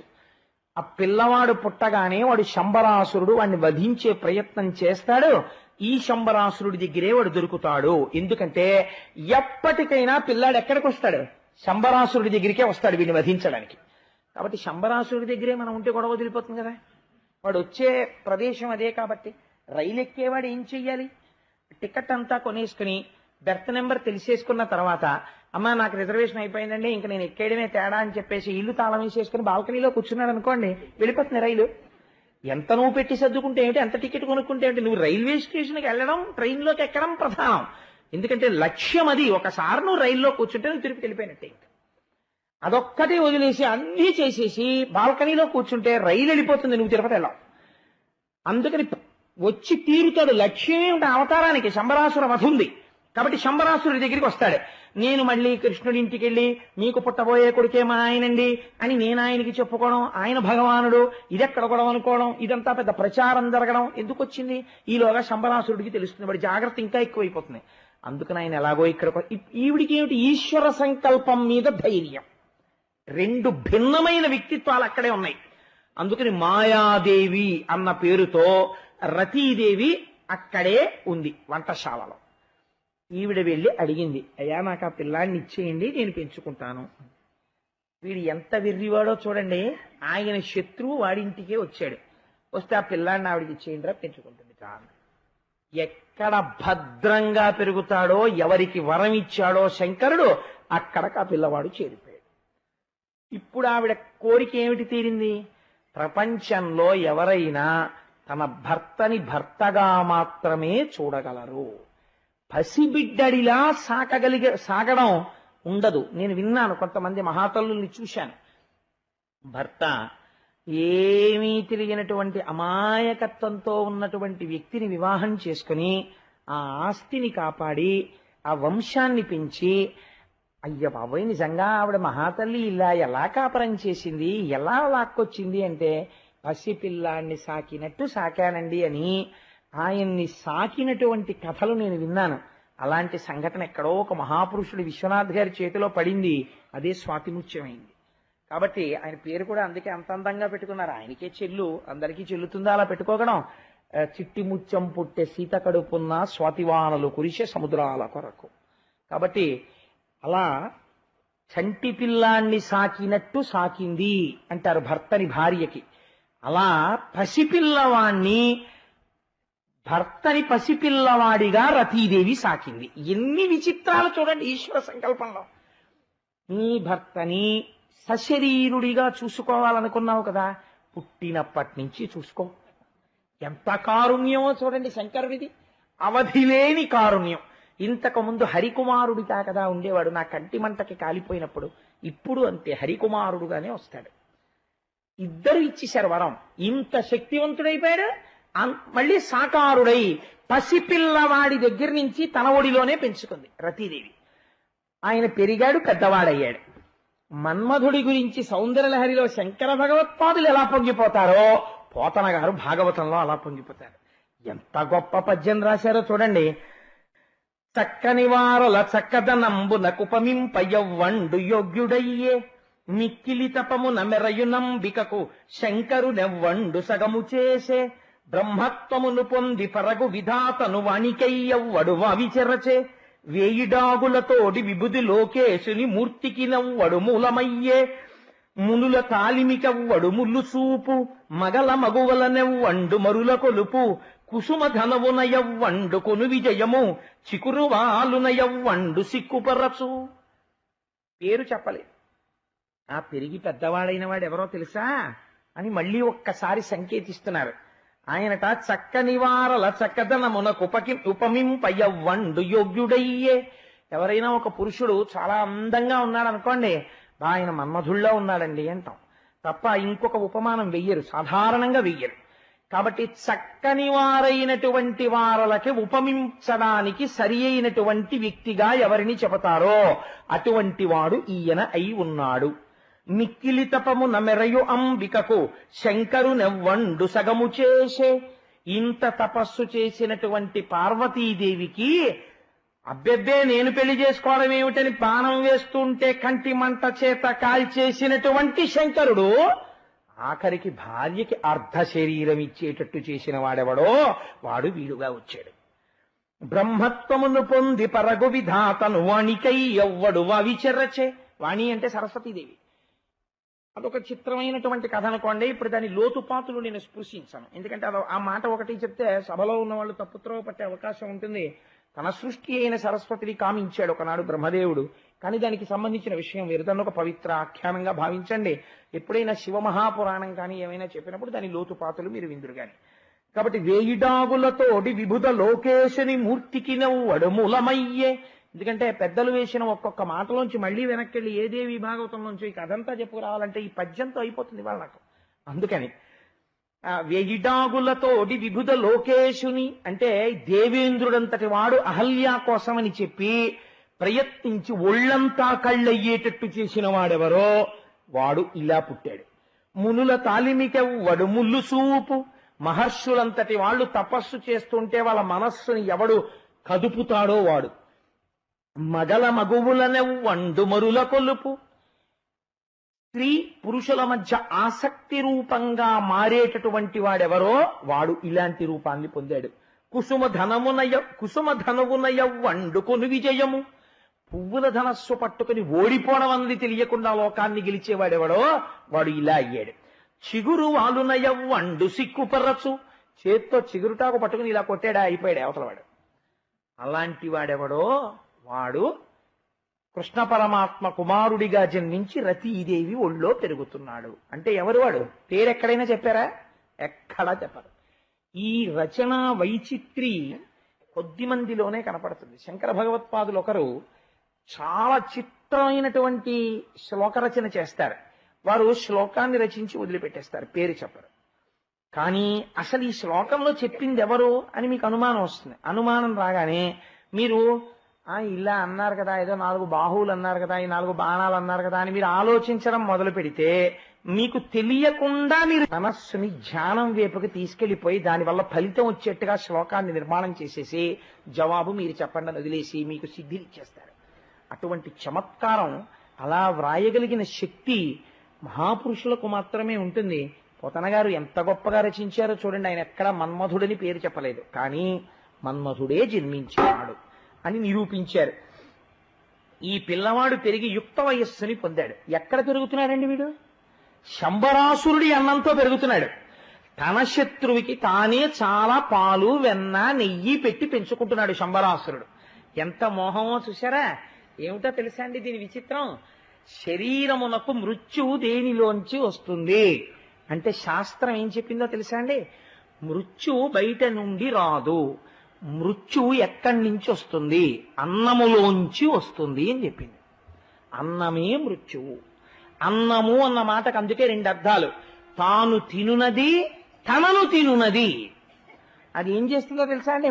చాలా కాలం తను తింటాడు, ఆ తర్వాత అది తనని తినడం మొదలెడుతుంది. అంటే ఇంకా డాక్టర్ల ఏముందండి, ఒక్క మాట చెప్తాడు డాక్టర్, నీకు మ్యాసివ్ స్ట్రోక్ వచ్చిందయా, కారణం ఏంటంటే ఫ్యాట్ డిపాజిట్ అయిపోయింది అంటాడు. ఎక్కడి నుంచి వచ్చింది ఫ్యాట్? తిన్న అన్నంలోంచే వచ్చింది ఆ కొలెస్ట్రాల్ అంతా. అంతే తప్ప కొలెస్ట్రాల్ ఇవ్వండి నాకని చెప్పి ఆయన ఎప్పుడైనా చేశారు తాగాడు ఏమిటి? ఎప్పుడూ తాగలేదు. ఎక్కడి నుంచి వచ్చింది? అన్నంలోంచి వచ్చింది. మృత్యు ఎక్కడి నుంచి వచ్చింది? అన్నంలోంచి వచ్చింది. తినేయడం ఎలా తినేస్తుంది? అన్నముగా తినేస్తుంది. కాబట్టి ఇప్పుడు తాను అన్నము పెట్టి తన మృత్యువుని పెంచుకుంటున్నాడు శంబరాసురుడు. వాడి అవివేకం ఏమిటంటే నా మృత్యువుని నేను చంపేశాను అనుకుంటున్నాడు. చాలా మంది ఏమనుకుంటామంటే నేను చాలా ఎనర్జెటిక్ ఫుడ్, న్యూట్రిషియస్ ఫుడ్ తింటున్నాను, ఇంకా నాకు మృత్యు ఎందుకు వస్తుంది, ఐ విల్ బి హెల్దీ, నేను చాలా ఆరోగ్యంగా ఉన్నాను అనుకుంటారు. ఈశ్వరుడు అక్కడ పెట్టేశాడు మెలిక. అసలు మృత్యు అందులోంచే వచ్చేస్తోంది. కాబట్టి నువ్వు తప్పుకోవడం, అన్నం మానే మృత్యువు మానేస్తానని. కలియుగంలో అన్నగత ప్రాణం, అన్నం ఎంతకాలం తింటావో అంతకాలమే మృత్యువు లేకుండా ఉంటుంది. కాబట్టి ఏమైంది అంటే అన్నములోంచి మృత్యు వచ్చినట్టు తన అన్నము చేతనే తన మృత్యువు పోషింపబడుతున్నది. చక్కగా ప్రద్యుమ్నుడు పెరిగి పెద్దవాడైపోయాడు. యుక్త వయస్సు వచ్చేసింది. యుక్త వయస్సు వచ్చి పెద్దవాడయ్యాడు. ఇప్పుడు రతీదేవి ఇంత కష్టపడి పెంచి పెద్ద చేసుకున్నది ఎవరిని? తన భర్తని. లోకంలో అలాంటి పోకడ ఎక్కడైనా ఉంటుందా? ఎవ్వరికీ ఉండదు. సాధారణంగా తల్లి పెంచుకుంటుంది పిల్లవాడిని తప్ప, మా ఆయన్ని నేనే కష్టపడి పెంచి పెద్ద చేసుకున్నానండి, కనలేదు కానీ అని ఎవరైనా అంటుందా? అలా ఉండదు. అసలు అలా పెంచితే పిల్లల్ని మాతృత్వ భావన వచ్చేస్తుంది. కానీ ఆవిడ అసలు అటువంటి భావనతో పెంచలేదు. మా ఆయనన్న భావనతోనే పెంచి పెద్ద చేసింది రతీదేవి. అంటే ఈశ్వరుడు యొక్క వరం ఎంత చిత్రంగా పరిణమిస్తుందో, ఆయన శక్తిని మీరు ఎంత లెక్క కట్టలేరో, ఎంత అద్వితీయంగా ఉంటుందో ఆవిష్కరిస్తున్నారు పోతన గారు. ఇప్పుడు పెంచి పెద్ద చేస్తే ఆయన ఎందే భావన ఉంది? ఆయనకి తెలియదు తాను మన్మథుడని, ఈవిడికి తెలిసి ఆయన మన్మథుడని. కాబట్టి ఆయన ఏమనుకుంటున్నాడు? నన్ను పెంచి పెద్ద చేస్తోంది ఈవిడ అనుకుంటున్నాడు. ఆవిడేమనుకుంటోంది? నా భర్త పెరిగి పెద్దవాడవుతున్నాడు అనుకుంటోంది. ఈవిడ చేష్టితములను గమనించాడు. ఆయనకి యవ్వనం వచ్చిన తర్వాత ఈవిడ ప్రవర్తన యందు దోషమును కనిపెట్టాడు ప్రద్యుమ్నుడు. కనిపెట్టి ఒక ప్రశ్న వేశాడు. నా తనూభవుడీతడంచును నానయించుకలేక యోమాత నీ విధి ఏమి, నేడిటు మాతృభావము మాని సంప్రీతి కామిని భంగి చేసెదు పెక్కు విభ్రమముల్, మహాఖ్యాత వృత్తికి నీకు ధర్మము కాదు మోహము సేయగాన్. మాతృత్వానికే కళంకం తెస్తున్నావు. నువ్వు నన్ను పెంచి పెద్ద చేశావు, నేను నీ కొడుకుని, నువ్వు నాయందు కామవికారము పొడసూపినట్లుగా ప్రవర్తించినట్లు నాకు అనిపిస్తోంది. నీ ప్రవర్తన యందు దోషము కనపడుతోంది. సంప్రీతి కామిని భంగి చేసెదు పెక్కు విభ్రమముల్. కామిని ప్రవర్తించినట్లు ప్రవర్తిస్తున్నాయేంటి? అలా నువ్వు ప్రవర్తించకూడదే. ఎందుకు నీ యందు ఇంత విచిత్రమైనటువంటి ప్రవర్తన జరుగుతోంది అని అడిగి. చెప్పడంలో ఉన్న గమ్మత్తు చూడండి మీరు. ఆవిడ వెంటనే అబ్బే ఏం లేదయా, నువ్వు నా భర్త నీ భార్యని ఆ వరం వల్ల ఇలా పెంచాను అందనుకోండి. స్త్రీ హృదయానికి ఉండేటటువంటి ఆర్తిని ఆయన గమనించకపోవచ్చు. నాకు నీ ఎందు మాతృభావన మాత్రమే ఉన్నది అన్నాడు అనుకోండి, ఈవిడ అడిగిన వరం ఏమైపోవాలి? కాబట్టి స్త్రీ హృదయం ఎంత సున్నితంగా ఉంటుందో రతీదేవి ఆవిష్కరించింది. ఏమి చమత్కారం అండి కవుల్ది, ఎంత గొప్ప రచన చేస్తారు వాళ్ళు, ఎంత పరకాయ ప్రవేశం చేస్తారు. ఆయన అన్నారు, ఆవిడంది, పాపకర్ముడు వీడు నిన్నిట బట్టి తెచ్చిన లేచి నా పాపడెక్కడబోయనో సుతుబాపితే విధియంచు తా గ్రేపు బాసిన గోవుభంగిని కిన్నయై పడి గాఢ సంతాపయై నిన్ను నోచి కాంచిన తల్లి కుయ్యిడకుండానే అంది. ఓయ్ ప్రద్యుమ్న, నీవు రుక్మిణీ కృష్ణులకు జన్మించినటువంటి వాడివి. నిన్ను పురిటి మంచం మీద ఈ శంబరాసురుడు అపహరించి తీసుకొచ్చి సముద్రంలో పడేశాడు. చాప మింగితే జాలరులు తెచ్చి శంబరాసురుడికి ఇచ్చారు. శంబరాసురుడి దగ్గర పుచ్చుకొని నేను పెంచాను. ఆ మాటలో గమ్మత్తు చూడండి. ఆవిడంది, నీ కన్న తల్లి నీవు ఆనాడు ఎప్పుడో పుట్టినరోజునే పురిటి మంచం నుంచి నిన్నెత్తుకుపోయినా ఇప్పటికీ నీవు స్ఫురణకొచ్చినప్పుడల్లా నా కొడుకు ఏమయ్యాడో అని ఏడుస్తూనే ఉంటుంది. ఆ అమ్మకున్న కష్టాన్ని పరిమార్చి నీవు మళ్ళీ అమ్మ వద్దకు చేరవద్దా అని అడిగింది. ఇప్పుడు తనకి తెలియకుండానే ఆయనలో ఉన్న మాతృభావాన్ని ఎవరి వైపుకి తిప్పేసింది? ఎవరి వైపుకు తిరగాలో వారి వైపుకు తిప్పింది. అవతార ప్రయోజనాన్ని పూర్తి చేయిస్తోంది, శంబరాసుర సంహారం చేయిస్తోంది. ఇప్పుడు ఆయన ఏమంటాడు వెంటనే, అయితే నువ్వు తల్లి కాదనమాట, నువ్వు ఎవరని అడుగుతాడు. ఇప్పుడు నేను నీ భార్యని, నేను రతీదేవిని, నాకు పరమశివుడు ఇచ్చినటువంటి వరం మేరకి నిన్ను పెంచాను. ఇప్పుడు ఆయన నీ యందు మాతృభావం ఉన్నది అనడానికి అవకాశం లేదు, ముందే మాతృభావం అన్నట్టు పేరుకి తీసుకెళ్లిపోయింది ఆవిడ సత్యాన్ని ఆవిష్కరించేప్పుడు. మాట ఒకరితో చెప్పేటప్పుడు క్లిష్టమైనటువంటి సందర్భంలో మాట్లాడడం ఎంత గొప్పదో, మాటల చేత దేవతలు మన్నన చేసి వరంబులిత్తురున్, మాటల చేత దేవతలు కూడా పొంగిపోయి వరాలిస్తారు. ఆ మాట ఎంత జాగ్రత్తగా ఉండాలో, ఆ మాట అవతల వాళ్ళని ఎలా ఉద్ధరించాలో, ఎంత అందంగా మాట్లాడాలో పోతన గారి పద్యాలు మనకి భిక్ష పెడతాయి వాటిని చదివితే.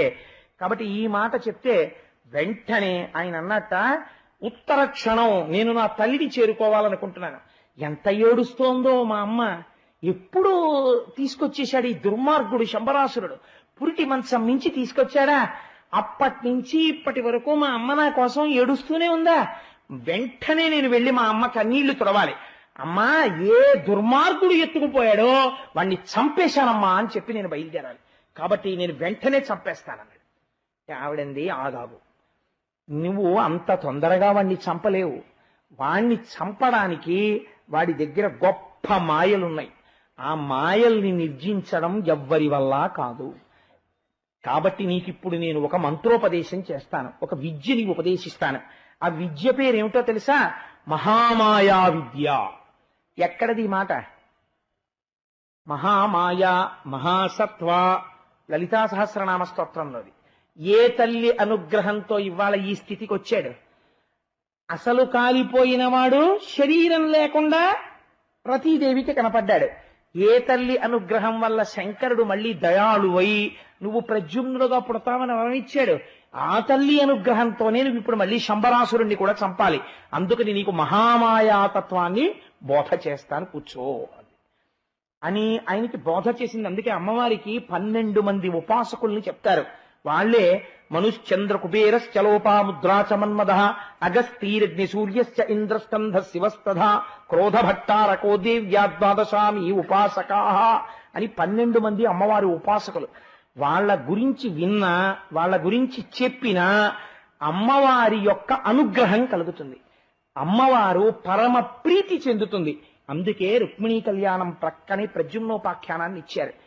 పెళ్ళయిన తర్వాత కోరుకోవలసింది ఏమిటి? కడుపు పండడం అడుగుతారు. మాతృత్వమే కదండి అడుగుతారు.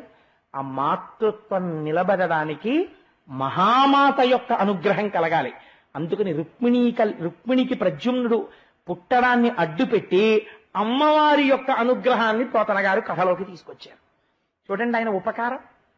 కాబట్టి ఇప్పుడు ఈ మహామాయాతత్వాన్ని ఉపదేశం చేసిన మహామాయ అని ఏంటో దేన్నంటారో తెలుసా అండి? మీకు చెప్తే మీరు సూక్ష్మంగా పట్టేస్తారు జ్ఞానులు కనుక. ఒక మాట చెప్తాను చూడండి. అందరం కూడా, మనమే కాదు, ప్రతి ప్రాణికి 2 దశలు ఉంటాయి. ఒకటి గర్భస్థ దశ, అమ్మ కడుపులో ఉన్నది. రెండవది అమ్మ గర్భములోంచి పైకొచ్చిన దశ. మూడోది సరే పంచభూతాల్లో కలిసిపోయేది, దాని గురించి ఎందుకు, ఇంకా అది ఎలాగో కలిసిపోతుంది, దాని గురించి పెద్ద అల్లరక్కర్లేదు. అందుకని ఈ 2 దశల్లో అమ్మ కడుపులో ఉండగా వాడికి జ్ఞానం ఉంటుంది. అది విచిత్రం. వాడికి తెలుస్తుంది తాను ఇంతకు ముందు ఎన్ని జన్మలు ఎత్తాడు, ఎన్ని పాపాలు చేశాడు, ఎన్ని తప్పులు చేశాడు, నా వాళ్ళనుకున్న వాళ్ళ కోసం ఎన్ని తీసుకొచ్చాడు, ఎన్ని కూడబెట్టాడు, చివరికి తాను ఏమైపోయాడు, ఎన్ని అధోగతులకు వెళ్ళిపోయాడు, తనకి అని పుణ్యం లేక ఎన్ని చోట్ల తిరిగాడు. ఆశ్చర్యంగా ఉంటుందండి. కబీర్ దాస్ గారు రామాయణం చెప్తుంటే తులసీదాస్ గారు రామాయణం చెప్తుంటే గంగ ఒడ్డున అటుగా వెళ్ళిపోతున్నాడు ఒక జమీందారు. వెళ్ళిపోతూ ఆ జనాన్ని తులసీదాస్ గారిని రోజు చూసి గుర్రం ఆపి, బుద్ధిహీనుడు, ఇలాగే చెప్తాడు అందరినీ కూర్చోపెట్టి టైం పాడు చేసి అనేవాడు. రోజు తులసీదాస్ గారు అలా అన్నప్పుడల్లా నమస్కారం చేస్తుండేవాడు. ఒక రోజు తులసీదాస్ గారు ఆయన ఇంటికి వచ్చాడు. వస్తే వాడు ఆశ్చర్యపడి, నన్ను కూడా పాడు చేయడానికి వచ్చాడు వీడు అన్నాడు. అంటే ఎందుకు వచ్చావు అన్నాడు. కూర్చోండి అనలేదు తులసీదాస్ గారిని. తులసీదాస్ గారు అన్నారు, అందరికన్నా నాకు నీ మీదే జాలిగా ఉంది. ఎందుకో తెలుసా? నీ వాళ్ళనుకుని నమ్మి అక్కడ రామాయణం వింటున్న వాళ్ళని కూడా తక్కువ అనుకుంటున్నావు. నీకు సమయం దగ్గర పడిపోతోంది కదా, జీవితం అయిపోతోంది కదా, ఇంత తిరుగుతున్నావే, నిన్నెవరు కాపాడతారు? నిన్ను కాపాడి నీకు రామాయణం రామనామం గురించి చెప్దామని వచ్చాను, వింటావా అన్నారు.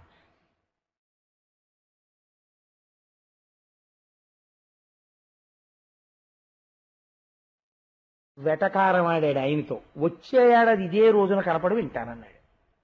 ఆ మాట అన్నాం అంతే చాలని తులసీదాస్ గారు గుర్తు పెట్టుకుని మళ్ళీ వచ్చే ఏడాది వచ్చారు.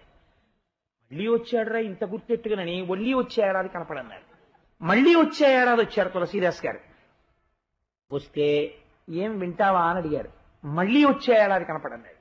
మూడో ఏడాది తులసీదాస్ గారు మళ్ళీ వచ్చారు. జమీందారు ఏడుస్తూ ఎక్కడున్నాడో తెలుసా అండి? కంఠం మీద పెద్ద పుండు పుట్టి ఉంటే ఆ పుండుని పక్కకి తీసేసి తన కొడుకే కాడి పెట్టి పొలం దున్నిస్తున్నాడు. తన ఐశ్వర్యం మీద మోహం పోక తన పొలాలు దున్నుకోవడానికి తానే ఎద్దుగా వచ్చాడు. కొడుకేం తెలుసు? పుండు పక్కకి ఉత్తరించి కాడి పెట్టి దున్నిస్తున్నాడు. ఆ జీవుడు తులసీదాస్ గారిని గుర్తుపట్టి కన్నుల వెంట ధారగా ఏడుస్తూ చూశాడు. ఆనాడు మీరు రామాయణం చెప్తానంటే వినలేకపోయాను. వీళ్ళందరూ నేను తెచ్చిన ఐశ్వర్యమే అనుభవిస్తున్నారు. నేను మెడ మీద పుండుతో నాగలి దున్నుతున్నాను. చూశారా నా బ్రతుకు? పెరట్లో కట్టి ఎండుగడ్డి పెడుతున్నారు నాకు. అప్పుడు తులసీదాస్ గారు అన్నారు, ఇప్పుడు నేను చెప్పినా నువ్వు వినలేవు. ఎందుకంటే నువ్వు ఎద్దువి. నువ్వు మనుష్యుడుగా ఉండుంటే నేను నీకు రామాయణం చెప్పుండేవాణ్ణి. దాని అదృష్టం ఏమిటో, మనుష్య జన్మ విలువేమిటో నీకు తెలుసుకునే లోపల నీకు ఆ అవకాశం జారిపోయింది. కాబట్టి ఇంకా నువ్వు దానిని పొందలేవు అని చెప్పేశారు. అలా భగవంతుని యొక్క కథాశ్రవణం అనేటటువంటిది ఎప్పుడు చెయ్యాలో అప్పుడు మాత్రమే చెయ్యగలడు తప్ప ఎప్పుడు పడితే అప్పుడు చెయ్యలేడు కదా. కాబట్టి ఇప్పుడు శంబరాసురుణ్ణి తాను సంహరించాలనేటటువంటి విషయము స్ఫురణలోకి రాగానే వెళ్ళిపోతానంటే రతీదేవి ఒప్పుకోలేదు. నీకు మహామాయని బోధ చేస్తానంది. మహామాయ అంటే ఏమిటో తెలుసా అండి? అమ్మ కడుపులో ఉండగా ఉన్న జ్ఞానం ఈ క్షణంలో మనం చెప్పుకుంటూ ఉండగా ఎన్ని అమ్మల కడుపులోంచి ఎన్ని ప్రాణులో బయటికి వస్తాయి. ప్రసూతి వాయు రూపంలో బయటికి తోస్తాడు పరమాత్మ. బయటికి ఇలా తలకాయ రాగానే ఉత్తర క్షణం మరిచిపోతాడు. మరిచిపోయి ఇది నేను దీనికి ఉన్న మొట్టమొదటి మహామాయ యొక్క మొదటి అంశం ఏమిటో తెలుసా అండి? తనకి తెలియకుండా ఈ కడుపు నింపేదాని కోసం ఏడుస్తాడు. అమ్మ పాలిస్తుందని తెలియదు, వాడు ఏడుస్తాడు అంతే. అమ్మ పాలిస్తుంది. ఈ ఏడుపుకి అమ్మలోంచి పాలొస్తాయి. అది ఆశ్చర్యం. ఆ పాలు తాగుతాడు. తాగి బతికేస్తాడు. వాడికి ఒకటే కోరిక. వాడికి తెలివి వచ్చి ఆకలేసినప్పుడల్లా ఏడుస్తాడు. అమ్మ పాలిస్తుంది, తాగుతాడు. కాబట్టి మొదటి మాయ దేనియందు? అన్నమునందు. తినడం మీద మొదటి మాయ ప్రారంభం. అందుకే అవసరం ఉన్నా లేకపోయినా అటొచ్చి ఇటొచ్చి తినేస్తుంటాడు. ఇంకా కాబట్టి ఏమైపోతుంది అంటే మహామాయ తాను ఎందుకు వచ్చాడో మరిచిపోయేటట్టు ఇన్ని కోట్ల కోట్ల కోట్ల ప్రాణులను తల్లి గర్భము నుంచి వచ్చేటప్పుడు చేయగలిగినటువంటి శక్తి స్వరూపమేదో దానికి మహామాయ అని పేరు. ఆవిడ అనుగ్రహం కలిగిందనుకోండి, ఈ ముడి కూడా విప్పేస్తుంది. విప్పేసి మళ్ళీ ఈశ్వరుడితో కలిపేస్తుంది. ఇప్పుడు నీకు నేను ఆ విద్య బోధ చేస్తున్నాను. ఆ తల్లి అనుగ్రహం నువ్వు ఇవాళ ఇలా వచ్చావు. మళ్ళీ ఇప్పుడు నువ్వు మళ్ళీ ఆ అనుగ్రహం నిలబెట్టుకోకపోతే మళ్ళీ ఎప్పుడో శంకరుడి జోలికి ఎడతావు. కాబట్టి నువ్వు ఆవిడ అనుగ్రహం పొందితే శంకరుడితో కలుస్తావు. నువ్వు శంకరుడితో కలవాలి ఈ జన్మలో. అందుకనంటే నువ్వు మోక్షమును పొందాలి. నువ్వు శ్రీమన్నారాయణుడికి కొడుకువైనందుకు ఆ స్థితిలో నిలబడాలంటే ఇది తెలుసుకోవాలి. కాబట్టి నీకు మహామాయ బోధ చేస్తాను అని రతీదేవి మహామాయాతత్వాన్ని బోధ చేసింది. పొందాడు. పొంది ఉత్తర క్షణం బయలుదేరాడు. మహామాయ అన్న మాటకి నేను రెండో అర్థం కూడా చెప్పకపోతే చిన్న దోషం చేసిన వాడిని అవుతాను.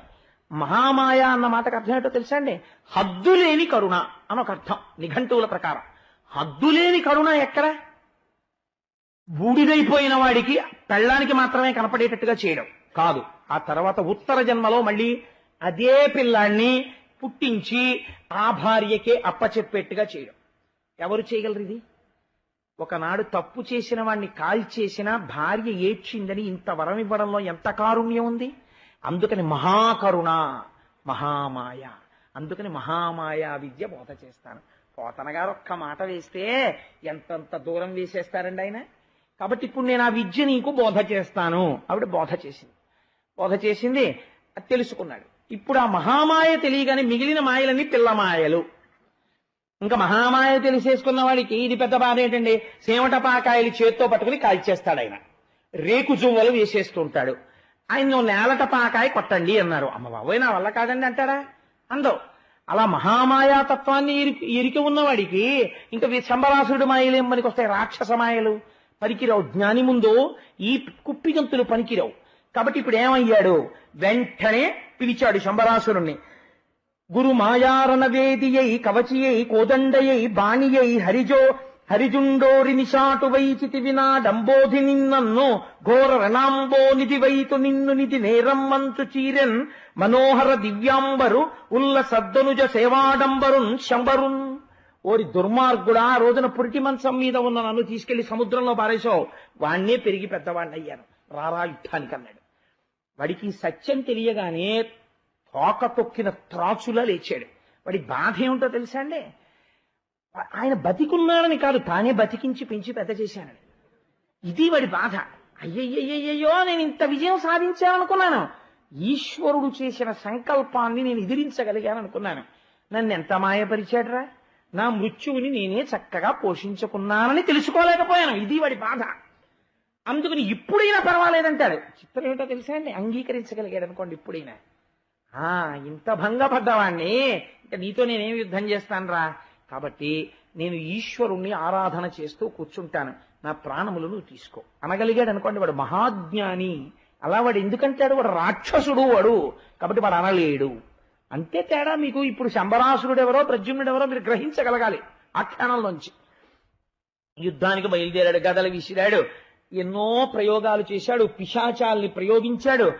ఇన్నిటినీ కూడా తనకున్నటువంటి మహామాయాశక్తి చేత అణచివేశాడు ప్రద్యుమ్నుడు. అణచివేసి ఒక కత్తి తీసుకుని ఆ శంబరాసురుని యొక్క కుత్తుక ఖండించేశాడు. వాడి తలకాయ కింద పడిపోయింది. ఏమైంది వీడు చేసిన ఇంత అల్లరి అంటే, ఎవడు చావు తప్పుకుందాం అనుకున్నాడో వాడు ఎవరి చేతిలో చచ్చిపోతావని ఈశ్వరుడు సంకల్పం చేశాడో వాడి చేతిలో చచ్చిపోయాడు. కాబట్టి ఏం తెలిసింది, ఈశ్వర సంకల్పము జరుగుతుంది. ఏది ఈశ్వర సంకల్పమో ఏ దేహమైనా వెళ్ళిపోవలసింది. కాబట్టి ఇది అంగీకరించగలిగితే ఎంత హాయి, ఎంత సంతోషం. ఎక్కడుంది మోహం, ఎక్కడుంది అజ్ఞానం, అవిద్య.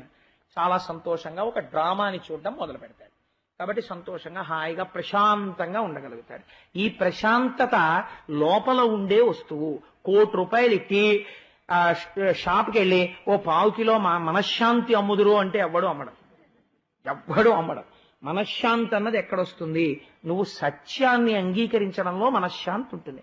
అది లేని వాడికి ఇది ఉండదు. కాబట్టి ఏమైంది, ఈ శంబరుణ్ణి చంపితే పోతన గారు అన్నారు, చిగురాకడి దపుదారును జగముల పరవశము చేయు చలపాదికి దొడ్డగు నిక్కడి దంబున తన పగతుం తెగవేయుటెంత పని చింతింపన్. ఓ చిగురుటాకు పట్టుకుని ఎంతంతో తపస్సు చేసుకుంటున్న వాళ్ళని ఇలా అంటే పడగొట్టగలిగినటువంటి వాడికి ప్రద్యుమ్నుణ్ణి చంపడం ఒక లెక్క, అందుకని చంపవతల పారేశాడయా అన్నారు. ఇలా చంపేసిన తరువాత ఒక చిత్రం జరిగింది. వెంటనే ఇప్పుడు ఎక్కడికి వెళ్ళాలి, అమ్మని చూడ్డానికి వెళ్ళాలి. మీరు ఒక్క విషయం గమనించాలి, ఇవన్నీ తెలుసున్నవాడు ఒక ఆయన ఉన్నాడు. ఎవరండి, కృష్ణుడికి తెలుసు. కృష్ణుడికి తెలిస్తే కొడుకుని ఎత్తుకుపోగానే నాకు తెలియట్లేదు రుక్మిణి, చారుల్ని పంపించాను రుక్మిణి, సైన్యాన్ని పంపించాను రుక్మిణి, ఎక్కడో తప్పిపోయాడు పిల్లాడు, ఎవరో ఎత్తుకుపోయారు, మనకి తెలియదు ఆ జాడ కూడాను, వాడిని చంపుదామంటే పోనీ తెలియదు అని ఊరుకున్నాడు. ఎందుకు ఊరుకున్నాడు, ఆయనకి తెలుసు రాక్షస సంహారం జరగాలి, వీడు శంబరాసుడిని చంపి వచ్చేస్తాడులే ఆయనకి తెలుసు. అందులో ఆయన నిబ్బరంగా ఉన్నాడు. పైకి కొడుకు కోసం వెతుకుతున్న వాళ్లే ఉన్నాడు. అందుకే కృష్ణ పరమాత్మ చెప్పింది చేయడమే తప్ప ఆయన చేసింది నువ్వు చేసే ప్రయత్నం చేయకంటారు. అది పరిపూర్ణ అవతారం. It cannot be imitated. రామచంద్రమూర్తిని మీరు అనుకరించాలి, కృష్ణుడిని అనుకరించకూడదు. రాసలీల నేను చేస్తానంటే కొంపలు అడిపోతాయి. కాబట్టి ఈయన బయలుదేరి ఆకాశ మార్గంలో రతీదేవితో కలిసి రుక్మిణీదేవి యొక్క అంతఃపురంలో దిగాడు. దిగితే ఒక విచిత్రం జరిగింది అక్కడ. ఏ ఆశ్చర్యం జరిగిందో తెలుసా అండి, వాళ్ళు ఎప్పుడూ కూడా కృష్ణుడినే చూడడం వాళ్ళకి అలవాటు. ఆ ఇంట్లో కృష్ణుడు ఎలా ఉంటాడో ముద్ర ప్రద్యుమ్నుడు అలా ఉంటాడు. వాళ్ళు చూసి చెలికెత్తెలు అంతఃపుర స్త్రీలు అందరూ ఆకాశంలోంచి రతీదేవితో కలిసి దిగాడు. జలదస్యాము ప్రలంబబాహుయుగళు చంద్రానను నీలసంకుల వక్రాలకు పీతవాసు ఘనవక్షున్ సింహమధ్యున్ మహోత్పలపత్రేక్షణు మందహాస లలితున్ పంచాయుధుం నీరజాక్షులుత రేమరపాటు చూచి హరియంచుండాగి రయ్యయ్యడన్. ఆ అంతఃపురంలో ఉన్న పరిచారికలు సైరేంద్రులు వాళ్ళు తిరుగుతున్నారు. ఒక్కసారి పైనుంచి కిందకి దిగాడు. పట్టు పీతాంబరం కట్టుకుని ఆ చేతులు, ఆ కాళ్ళు, ఆ నడక, ఆ చూపు, ఆ కళ్ళు, ఆ ముక్కు, ఆ నోరు, ఆ నవ్వు అన్నీ శ్రీకృష్ణుడే. ఈయన్ని చూసి వాళ్ళు అనుకున్నారట, ఇదేమిటి ఇవాళ రథం మీద రావడం అనేసి ఆకాశంలోంచి దిగాడు, కృష్ణ పరమాత్మ నడిచొస్తుంటే మనం మామూలుగా ఎదురుగుండా నడవలేం కదా అని గబాల గబగబ ఎక్కడి వాళ్ళు అక్కడ స్తంభాల చాటుకి తప్పుకున్నారట. అంటే పోతనామాచ్యుల వారు ఏం ఆవిష్కరిస్తున్నారు? ఆత్మావై పుత్రనామాసి, తండ్రి ఎలా ఉంటాడో అలాంటి కొడుకు పుట్టాడు. ఇంతకన్నా సజ్జ ఫలితం ఏమిటండి? నిన్న రాత్రి ఈ పాటికి కళ్యాణం అయితే ఇవాళ ఈ పాటికి నడిచొచ్చే కొడుకు పుట్టాడు. కాబట్టి కొందరు హరియగునందురు, కొందరు చిహ్నములు కొన్ని కొన్ని హరికిలేవందురు, మెల్లన తెలియుదమందురు మరుజూచి కొందరబలలు గుములై. కొంతమంది అబలలు అంతఃపుర స్త్రీలు చూసి లేదు లేదు కృష్ణుడే, అదిగో చూసారా కాళ్ళు, ఆ చేతులు, పట్టు పీతాంబరం కృష్ణుడే అంటారు. కొంతమంది లేదు ఈ మధ్య కొంచెం వయస్సు వచ్చి ఆయనకి చేతులు అవి కాస్త ముడతలు పడినట్టు ఉంటుంది, కొడుకులా ఉన్నాడు కానీ కొడుకులు లేరు కదా, చిన్నప్పుడు ఎత్తుకుపోయారు కదా, కొడుకు కాడేమో, పోలికలు బాగా ఉన్నాయి, అచ్చ అలాగే ఉన్నాడు అంటున్నారు కొంతమంది. మరి ఎవరు ఎక్కడి నుంచి వచ్చాడు? ఇంట్లో రుక్మిణీదేవి ఉంది, 8 భార్యలు ఉన్నారు, మళ్ళీ ఈయన ఎక్కడి నుంచో వచ్చాడు, ఇది ఎక్కడ గొడవ, ఇప్పుడు ఏ భార్యలోంచి వచ్చాడు అని వాళ్ళందరూ సరే ఎందుకు వచ్చింది ఊరుకోండి, కాసేపు ఆగితే తెలుస్తుంది కదా, రుక్మిణీదేవి వచ్చి అడుగుతుంది, మనకెందుకు ఇలాంటి వాటిల్లో పెద్ద విషయాలు మనం వేలు పెట్టకూడదు, ఆగండి ఆగండి అన్నారట. అని గుంపులు గుంపులుగా చేరి ఒక్కొక్కళ్ళు చూశారు. ఇప్పుడు ఇదేం చిన్న సబ్జెక్ట్ ఏంటంటే చాలా పెద్ద విషయం. కాబట్టి పోతన గారు ఎంత అందంగా అంటారో, కొందరబలలు గుములై, గుంపులు గుంపులుగా చేరి మాట్లాడుకుంటున్నారు. ఇప్పుడు ఎక్కడ? దూరం దూరంగా నిలబడి. ఆయనకి అంతఃపురం కొత్త కాబట్టి ఆయన అమ్మ కోసం చూసుకుంటున్నాడు, ఎక్కడుంది రుక్మిణీదేవి అని. ఇప్పుడు ఎవరి దగ్గరికి వెళ్ళి చెప్పాలి ఈ మాట? ఎక్కడ దిగాడు? రుక్మిణీదేవి అంతఃపురంలో దిగాడు. ఇప్పుడు ఆయన కొడుక అచ్చు ఆయనలాగే ఉన్నాడు, కానీ ఆయన కాదేమో అని కొందరు అనుకుంటున్నారు. ఇప్పుడు ఆయనో కొడుకో చెప్పగలిగింది రుక్మిణీదేవి ఒక్కతే. ఎలా చెప్పగలదు అంటే, నిన్నటి రోజున మొగుణ్ణి గెలుచుకుంది, ఇవాల్టి రోజున మాతృత్వంతో కొడుకుని గెలుచుకుంటుంది రుక్మిణీదేవి. ఎంత పొంగిపోతుందండి మా తల్లి ఇవాళ ఈ కథ విని.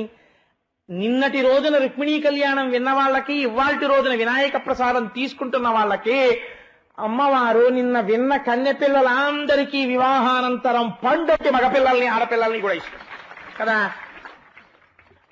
నేను ఒక మాట పరిష్కారం చెప్పాలి. పురుషాధిక్యం చూపించారు మా కోటేశ్వరారు, ఆయనకు 100 రూపాయలు పంచి ఆవిడకి 60 రూపాయల చీర అన్నారు. 100 రూపాయల పంచె నేను కట్టుకోకుండా 100 రూపాయల చీర, దానికి 60 రూపాయల పంచె నేను అడిగితే నాకు ఐశ్వర్యం మీద కాంక్ష అని మాత్రమే అనుకున్నాడా ఇంత వైవాహిక జీవితంలో? ఇంతే అర్థమయ్యేటట్టు ప్రవర్తించానా అని నా భార్య చిన్నబుచ్చుకుంటుందని 100 రూపాయల పంచె నేను అడిగాను. కాబట్టి అన్నులు సేరవచ్చి మరునందరు చూడగ తాను వచ్చి, సంపన్న గుణాభిరామ హరి పట్టపుదేవి విదర్భపుత్రి క్రేగన్నుల నా కుమారకుని కైవడి నేర్పడ చూచి, బోటితో జన్నుల సేపనిట్టనియ సంభ్రమదైన్యములులసిల్లగన్. అమ్మా ఎవరో అచ్చు ఆయనలాగే ఉన్నారమ్మా, కృష్ణుల్లా ఉన్నారమ్మా, మీరు వచ్చి చూడండి అమ్మా, మీరు వచ్చి చూడండి అమ్మా అన్నారు. రుక్మిణీదేవి గబగబా మేలి ముసుగుతో వచ్చిందిట. వచ్చి పరపురుషుణ్ణి చూడరు అంతఃపుర కాంతలు, అందుకని సన్నగా ఉన్న పరదా చాట్ నుంచి చూసింది. చూడగానే మాతృత్వానికి ఉన్న గొప్పతనం ఏమిటో పోతన గారు ఇక్కడ ఆవిష్కరిస్తున్నారు.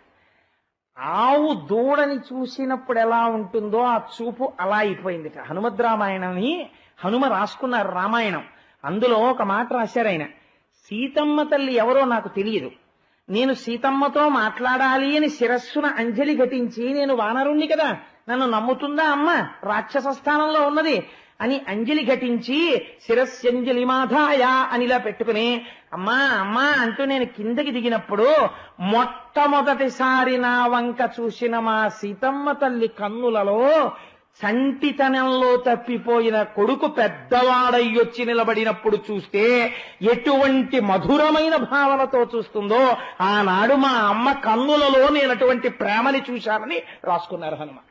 అమ్మ చూపు అంత గొప్పది.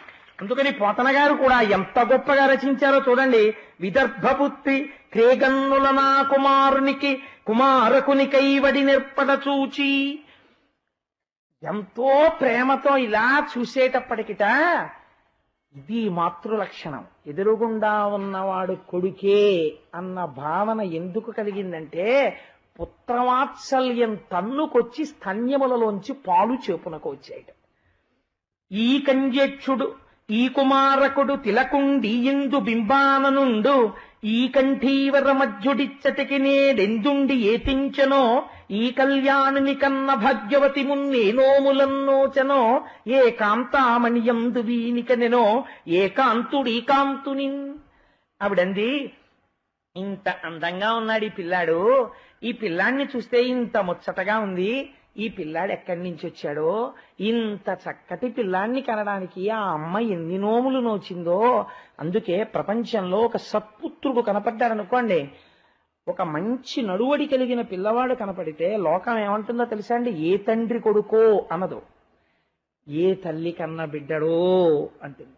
అందుకే పోతన గారు కూడా ఇది పునికి పుచ్చుకునే ఒక మాట అన్నారు, చేతులారంగ శివుని పూజింపడేని నోరు నొవ్వంగ హరికి తినుడువడేని దయయు సత్యంబులోనుగా తలపడేని కలుగ నేటికి తల్లుల కడుపు చేటు అన్నారు. అమ్మని తలుచుకుంటారు. అమ్మ ఏ లోకంలో ఉన్నా పొంగిపోతుంది.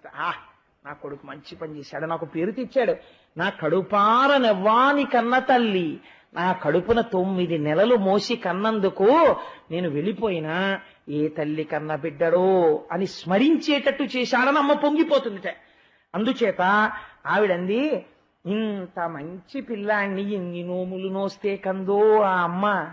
ఏ మహాత్ముడు ఎటువంటి మహాత్మురాలి యందు ఈ బిడ్డన్ని కన్నాడో, ఎంత అందంగా మాట్లాడిందో చూడండి. అందుకే ఆవిడ రుక్మిణీదేవైంది అని ఆ పిల్లాడి వంక చూసి ఆవిడ అంటుంది, అళి నా తొలుచూలి పాపనికి బోర్కాడించినే సూతికాశాలా మధ్య విశాల తల్పగతనై చన్నిచ్చి నిద్రింప నా బాలున్ ఆ చను బాలకుంచరచి ఆ చను పాలకుంచరచి ఏ పాపాత్ములేత్రోవమున్నేలీలం కొనిపోగిరో శిశువునా ఏ తల్లి రక్షించను.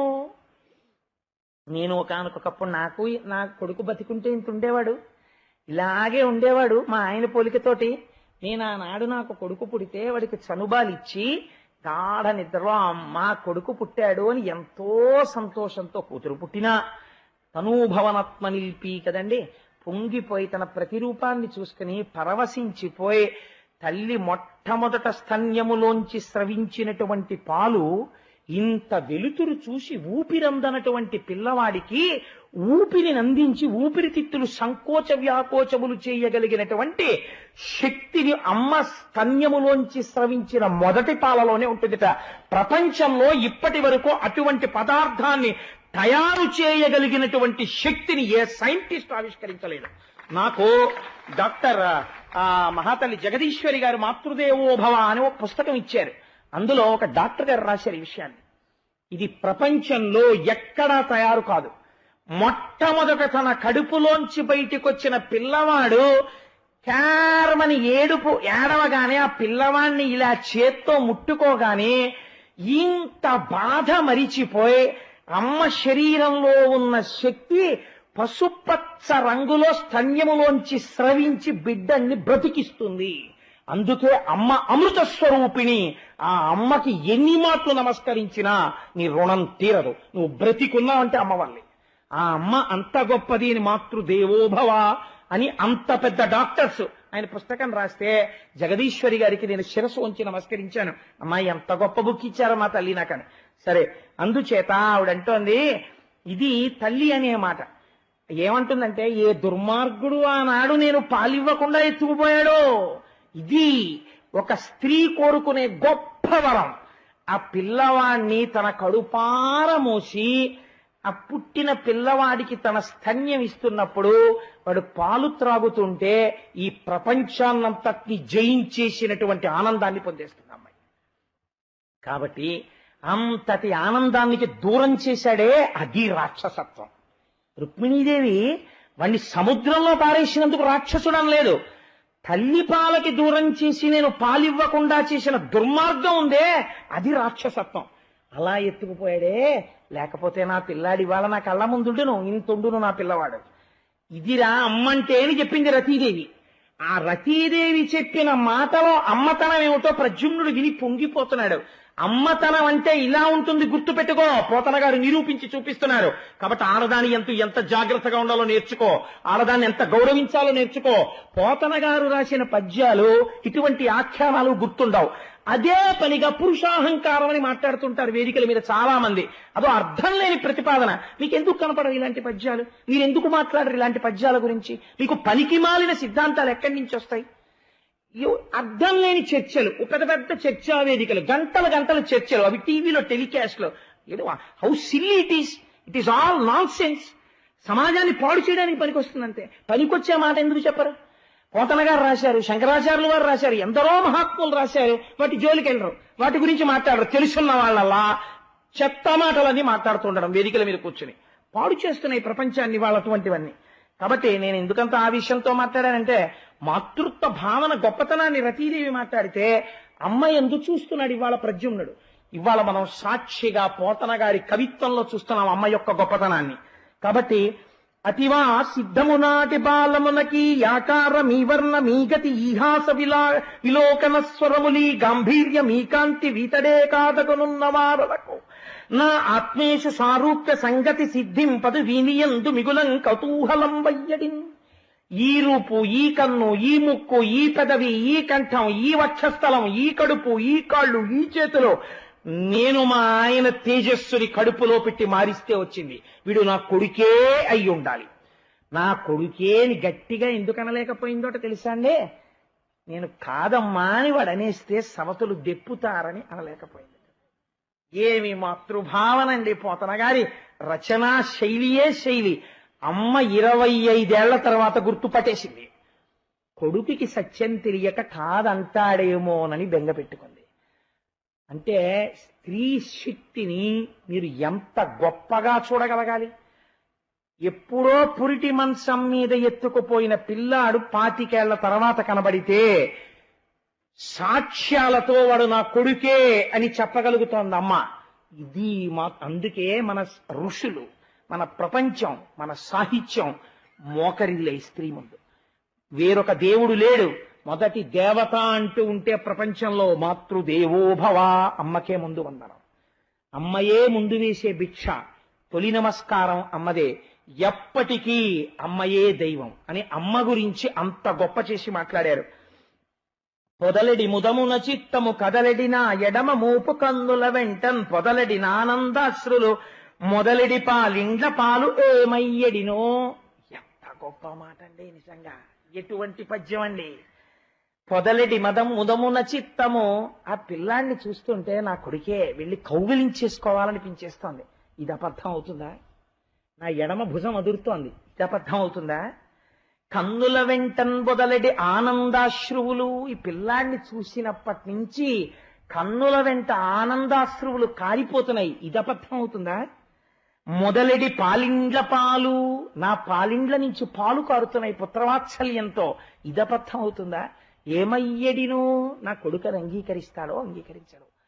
మాతృత్వానికి ఎంత సుప్రీంకోర్టు తీర్పు తీసుకొచ్చి పెట్టారో చూడండి పోతన గారు. ఏమి పద్యాలండి మహానుభావుడివి. అంటే కృష్ణ భగవానుణ్ణి తీసుకొచ్చారు ఈలోగా గబగబా. ఆయన మహామాయావి. ఆయన వచ్చి వేణువు పట్టుకుని గబగబా నడిచొచ్చి ఒకసారి ఇలా ఒకసారి ఇలా అచ్చున అలా ఉన్నావు అని తెలుసు అన్ని. ఒకసారి కౌగలించుకోవాలని ఉంది. రుక్మిణి మన కొడుకే అని చెప్పాలని ఉంది. ఆవిడికెంత గాంభీర్యం, ఈయనకెంత గాంభీర్యం. ఎంత అణుచుకున్నాడో. ఎవరో నువ్వు అని అడిగాడు. ఆయన చెప్పే లోపల చెప్పేటటువంటి ధార్మికుడు, ఒక జ్ఞాని రావాలి. నారదుడు వచ్చాడు. వచ్చి, అయ్యా మీకు తెలియని విషయమా, ఒకనాడు అందుకే ఆ తల్లి ఆ మాట అంది, శిశువుతా నీ తల్లి రక్షించనో. సముద్రంలో పడిపోయినా ఆ అమ్మ కారుణ్యం ఉంది. రతీదేవికి భర్తనిస్తానన్న కారుణ్యం, ఆ దయ రక్షించేస్తోంది అమ్మవారి దయ. ఇది అమ్మవారంటే. అంత అమ్మతనమేనండి ప్రద్యుమ్నోపాఖ్యానం. అంత గొప్ప చరిత్ర ప్రద్యుమ్నోపాఖ్యానం. కాబట్టి నారదుడు వచ్చన్నాడు, ఆనాడమ్మా మన్మధుడు కాలి బూడిదైపోతే వరం ఇచ్చారు కదా, ఇదిగో ప్రద్యుమ్నుడిగా జన్మించాడు. చిన్నతనంలో అపహరించాడు, శంబరాసురుణ్ణి సంహరించాడు. ఈనాడు రతీదేవితో కలిసి వచ్చాడు. నీ ఇంటికి కొడుకు కోడలు కూడా వచ్చారు. ఇది ఈశ్వరుడి వరంగా వచ్చారు. తాను ఎంచుకుని ప్రేమించుకున్న పెళ్లి కాదు. ఇది జన్మజన్మాంతర సుకృతం. ఇలాంటి కొడుకు కోడలు సృష్టిలో ఉండరు. పుట్టిన పిల్లాన్ని పెంచి పెద్ద చేసుకుని తన భార్యాత్వాన్ని నిరూపించుకుని భర్తని తీసుకుని తల్లికి తీసుకొచ్చి అప్పజెప్పిన కోడలు, అత్తగారి యందు అంత గౌరవాన్ని చూపించిన కోడలు. ఇంకింతకన్నా నీకేం కావాలమ్మా, నీ కొడుకు కోడలు వచ్చారన్నారు. రుక్మిణీదేవి గబగబా వచ్చి ఇద్దరిని కౌగిలించుకుంది. కృష్ణుడు సంతోషించాడు. అంతఃపురం అంతటా భేరీలు మోగాయి. అందరూ వెంటనే ఆ గోపాల బాలురికి కృష్ణుడికి ఏమైనా సంతోషం వస్తే వాళ్ళకి సంతోషం. మీ అందరూ ఎంత భక్తులు, వాళ్ళంత భక్తులు. ఆ వెన్న జల్లేసుకున్నారు, పాలు జల్లేసుకున్నారు, వసంతం ఆడేశారు. అబ్బో చచ్చిపోయాడనుకున్న మన కృష్ణుడు కొడుకు బతికే ఉన్నాడన్నారు. వాళ్ళకి అమంగళవాక్యం పలకకూడదని తెలియదు. ఆనాడు తప్పిపోయిన పిల్లాడు బ్రతికే ఉన్నట్ట అనరు వాళ్ళు. చచ్చిపోయాడు అనుకున్న పిల్లాడు బతికే ఉన్నట్ట అంటారు. వాళ్ళు గొల్లలు కదండి, వాళ్ళకి అమాయకత్వం వాళ్ళకి తెలియదు. పద్యం అలాగే పడాలి. కాబట్టి చూడండి, చచ్చిన బాలుడు గ్రమ్మర వచ్చిన క్రియ వచ్చే పెక్కు వర్షములకు ఈ సచ్చరితుడు నేడు గంటిని చెచ్చెరమున్నట్టి తపము సేయంబడెను. చచ్చిపోయాడని మనం అనుకున్న పిల్లాడు బతికొచ్చాడు. ఆహాహా, ఎంత తపస్సు చేసిందో రుక్మిణీదేవి, మళ్లీ కొడుకు ఇంత వాడై కనపడ్డాడు అని ఈ గోపకులందరూ ఆనందంతో వసంతాలు చల్లుకుంటూ పొంగిపోతుంటే రుక్మిణీ కృష్ణులు కౌగిలించుకుని కొడుకుని కోడల్ని ఇంట్లోకి తీసుకెళ్లి పెద్ద సంబరాలు చేసుకున్నారు. ఒక మంచి మాటతో నిన్న భర్తని పొందిన సంతోషం, ఇవాళ కొడుకుని కోడల్ని పొందిన సంతోషం. జగదంబ ఆనందం. అంత మంచి ఆఖ్యానంతో ఇవాళ ఉపన్యాసాన్ని పూర్తి చేసి భగవంతుని యొక్క నామములు చెప్పుకుని బయలుదేరు. నందనందన గోవింద, నవనీత చోర గోవింద, గోవింద హరి గోవింద, గోకుల నందన గోవింద, పశుపాలక శ్రీ గోవింద, గోవింద హరి గోవింద, గోకుల నందన గోవింద, దుష్ట సంహార గోవింద, గోవింద హరి గోవింద, గోకుల నందన గోవింద, దురిత నివారణ గోవింద, గోవింద హరి గోవింద, గోకుల నందన గోవింద, వరాహమూర్తివి గోవింద, గోవింద హరి గోవింద, గోకుల నందన గోవింద, దశరథనందన గోవింద, గోవింద హరి గోవింద, గోకుల నందన గోవింద, పక్షివాహన గోవింద, గోవింద హరి గోవింద, గోకుల నందన గోవింద, పాండవ ప్రియ గోవింద, గోవింద హరి గోవింద, గోకుల నందన గోవింద, అనాథ రక్షక గోవింద, గోవింద హరి గోవింద, గోకుల నందన గోవింద, ఆపద్బంధవ గోవింద, గోవింద హరి గోవింద, గోకుల నందన గోవింద, సాలగ్రామధర గోవింద, గోవింద హరి గోవింద, గోకుల నందన గోవింద, కస్తూరి తిలక గోవింద, గోవింద హరి గోవింద, గోకుల నందన గోవింద, ఆపన్నివారణ గోవింద, గోవింద హరి గోవింద, గోకుల నందన గోవింద, పద్మనాభ హరి గోవింద, గోవింద హరి గోవింద, గోకుల నందన గోవింద, శేషాద్రి నిలయ గోవింద, గోవింద హరి గోవింద, గోకుల నందన గోవింద, శ్రీనివాస గోవింద, గోవింద హరి గోవింద, గోకుల నందన గోవింద, శ్రీ వెంకటేశ గోవింద, గోవింద హరి గోవింద, గోకుల నందన గోవింద. సర్వం శ్రీ ఉమామహేశ్వర పరబ్రహ్మార్పణమస్తు. స్వస్తి.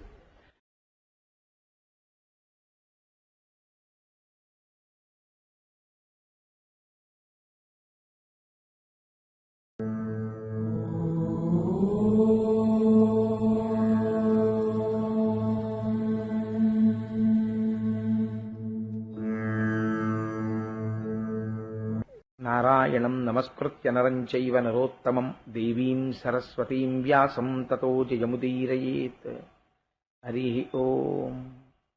పరమేశ్వర స్వరూపమైన సభకి నమస్కారం. నిన్నటి రోజు మీకు ప్రద్యుమ్నోపాఖ్యానమును గురించి వివరణ చేసి ఉన్నాను.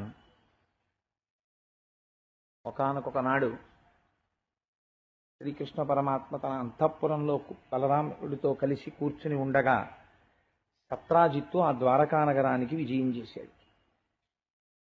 ఆయనని చూసి ఆ ద్వారకానగరంలో ఉండేటటువంటి గోపాలురందరూ కూడా భ్రమపడ్డారు, సూర్యనారాయణుడే నడిచి వస్తున్నాడు అని.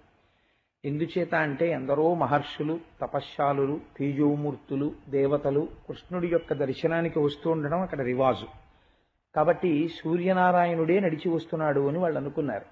అనుకుని పరుగు పరుగున వెళ్ళి కృష్ణ భగవానుడికి చెప్పారు, అయా ఇవాళ సూర్యుడే దిగి వచ్చాడు, భూమి మీద నడిచి వస్తున్నాడు, ఆయన్ని చూడ్డానికి మా 2 కన్నులతో సరిపోవడం లేదు, అంతటి తేజోమూర్తి అయి ప్రకాశిస్తున్నాడు.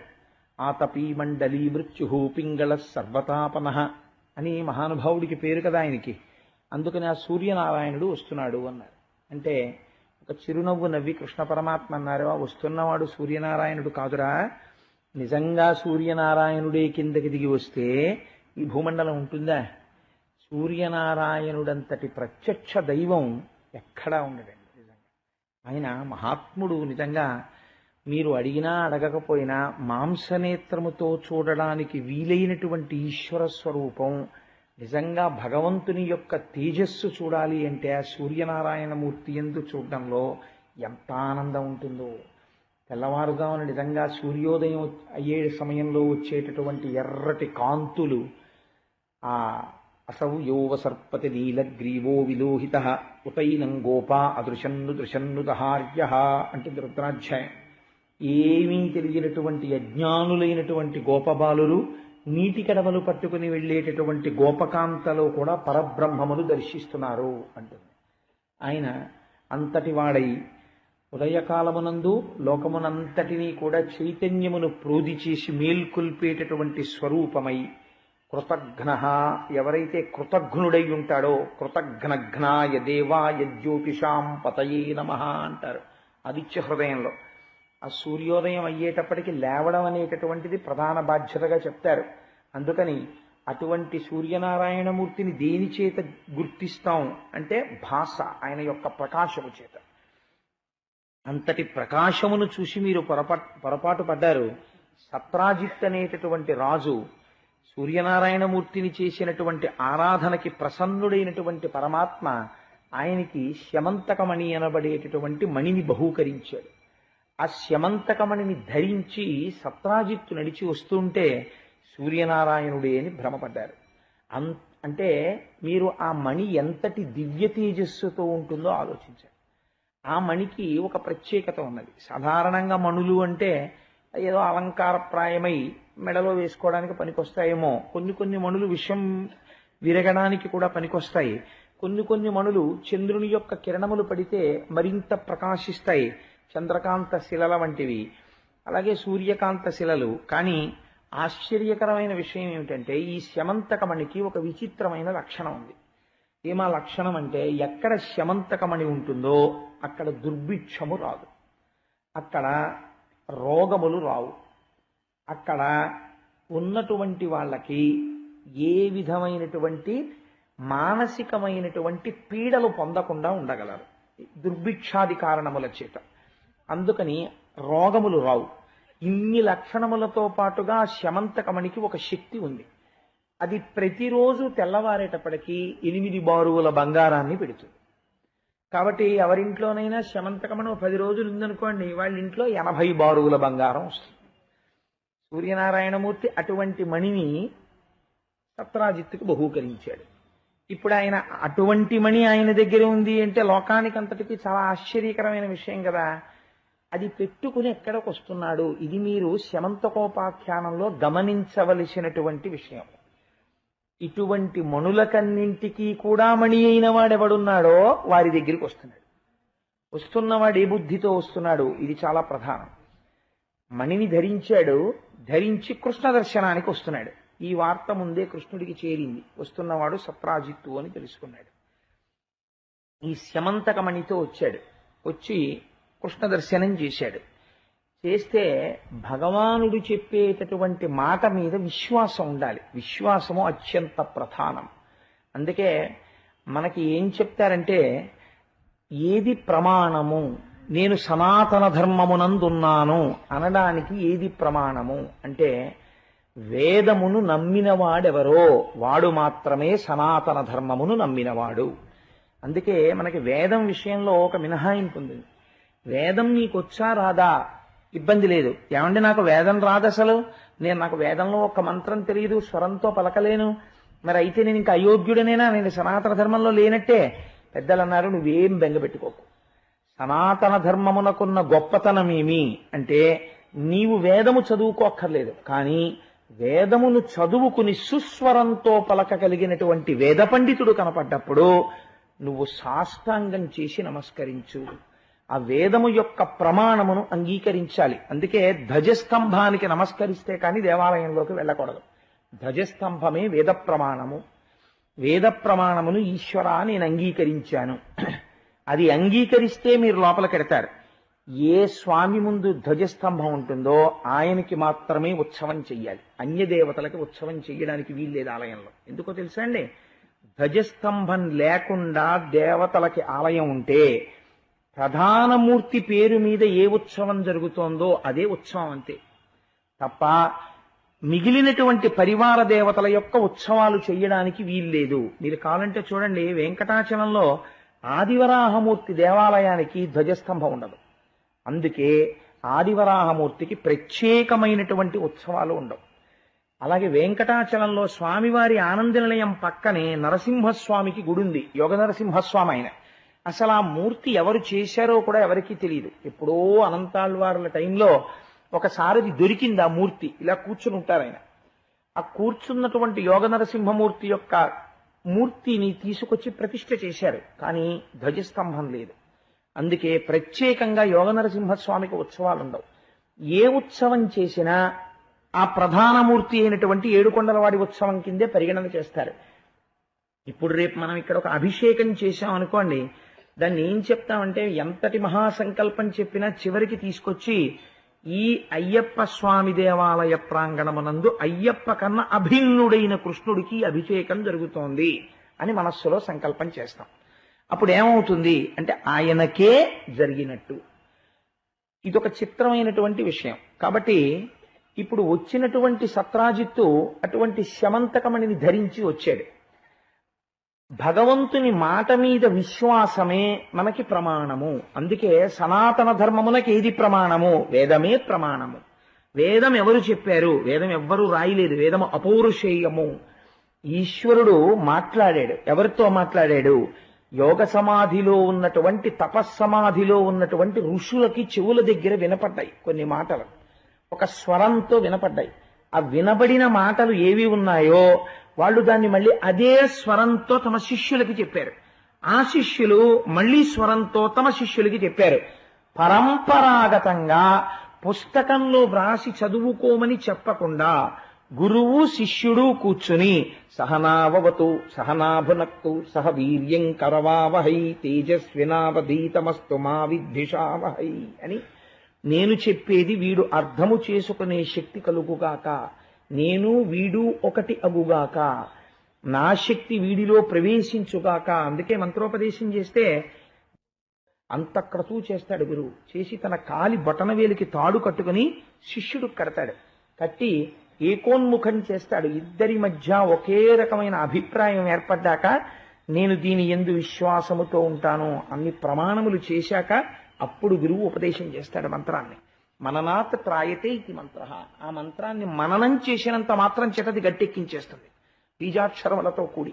కాబట్టి ఈశ్వర వాక్కు మనకి ప్రమాణము. ఈశ్వరుడు ఒక మాట చెప్పాడనుకోండి, దాన్ని మనం ప్రమాణముగా స్వీకరిస్తాం. ఇంకా మన బుద్ధి మనం పెట్టక్కర్లేదు.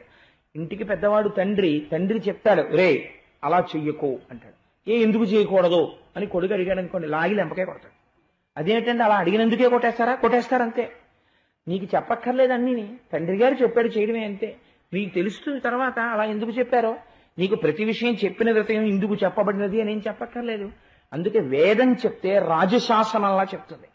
రాజశాసనంలా చెప్పినటువంటి వేదం అప్పటికి కొంచెం బాధగా ఉంటుంది. ఏమిటో ఇలా చెప్పింది, ఇది కుదురుతుందా, నేను అలా ఎందుకు చెప్పాలి అని. అప్పుడు వంటింట్లోకి తీసుకెళ్ళి నీ మొహం ఎక్సా, నీకేం తెలుసురా, నాన్నగారు చెప్పారంటే ఆయన అనుభవంతో చెప్పారు, ఆయన మాట విని ఎంతమంది బాగుపడ్డారో, ఆయన ఏం ఉత్తినే చెప్పరు, ఆయన చెప్పినట్టు చెయ్యి అని మళ్ళీ మిత్రవాక్యంలా అమ్మ చెప్తుంది లోపలికి తీసుకెళ్ళి. అది పురాణం.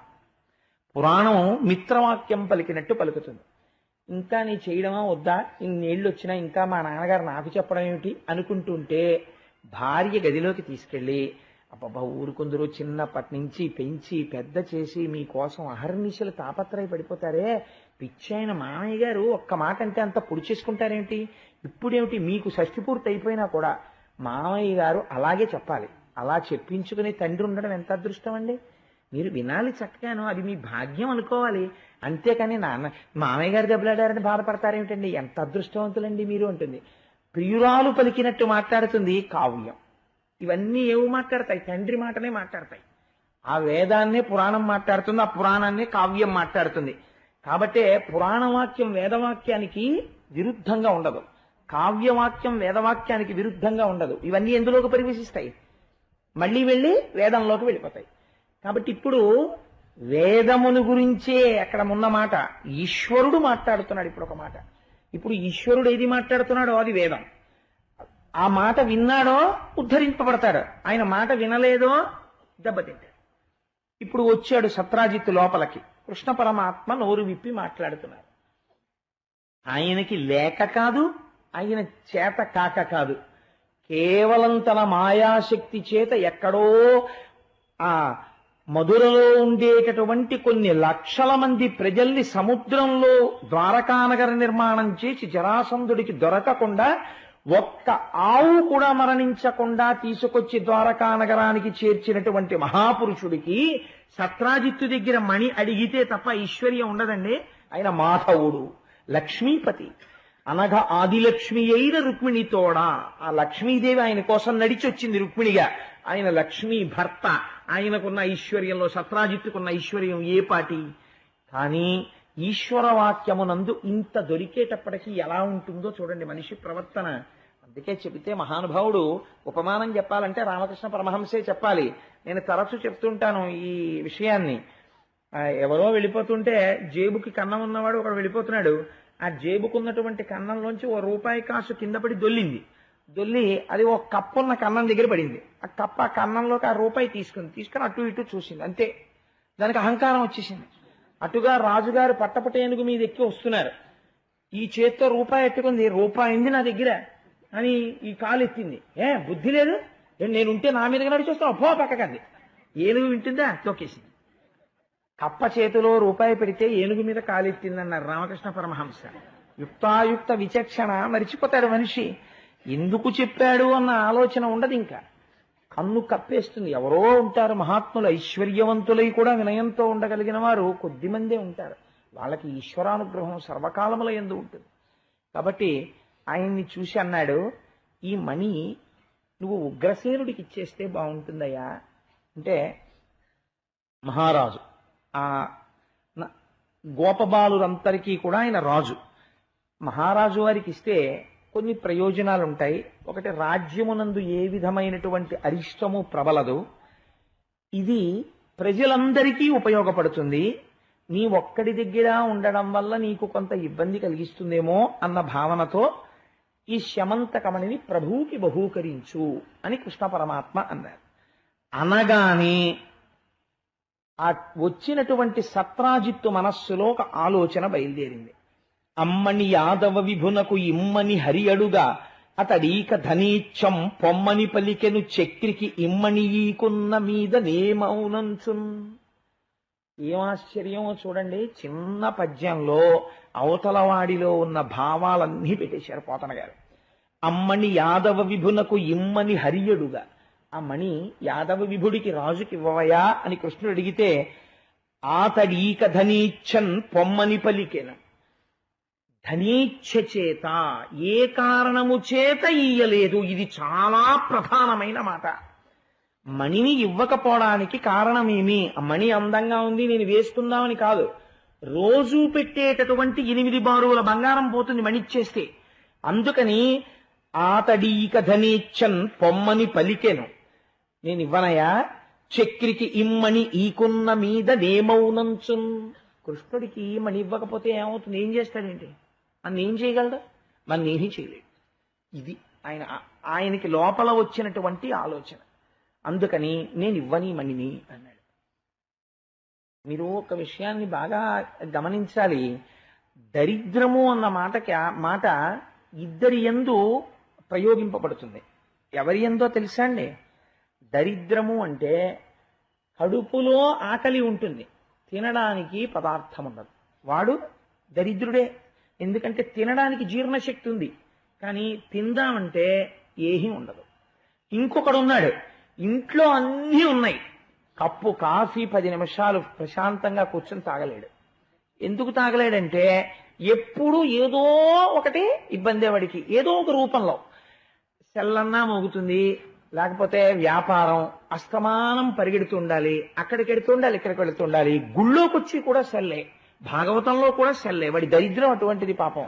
ఎందుకంటే వాడికి ఈశ్వరుడి గురించి వినడానికి కూడా అది వాడిని అలౌ చేయదు. అది మోగుతుంది, వాడు వినాలి. కాబట్టి ఏమవుతుంది అంటే ఒకడు ఉండి తినలేడు, ఇంకొకడు లేక తినలేడు. ఇద్దరు అనుభవించేది మాత్రం దరిద్రమే. వాడికి తినడానికి కావలసినవి ఇంట్లో 36 పదార్థాలు ఉంటాయి, తినడానికి వాడికి టైం ఉండదు. వాడు కాని పొరపాటున తిందామని కూర్చున్నాడో ఎవరోళ్ళు వస్తారు, వాళ్ళతో అర్జెంటుగా మాట్లాడాలి, లేచిపోతాడు. కాబట్టి వాడు ఏమనుభవిస్తున్నాడు? జన్మజన్మాంతరములలో అనుభవించవలసిన దరిద్రాన్ని అనుభవిస్తున్నాడు. మరి ఇంట్లో ఐశ్వర్యం ఎందుకుంటోంది అంటే ఈశ్వరానుగ్రహం చేత ఐశ్వర్యం ఉంటుంది. కానీ వాడు మాత్రం కొంత దరిద్రం అనుభవించాలని ఈశ్వరుడి చేత వ్రాయబడి ఉన్నాడు.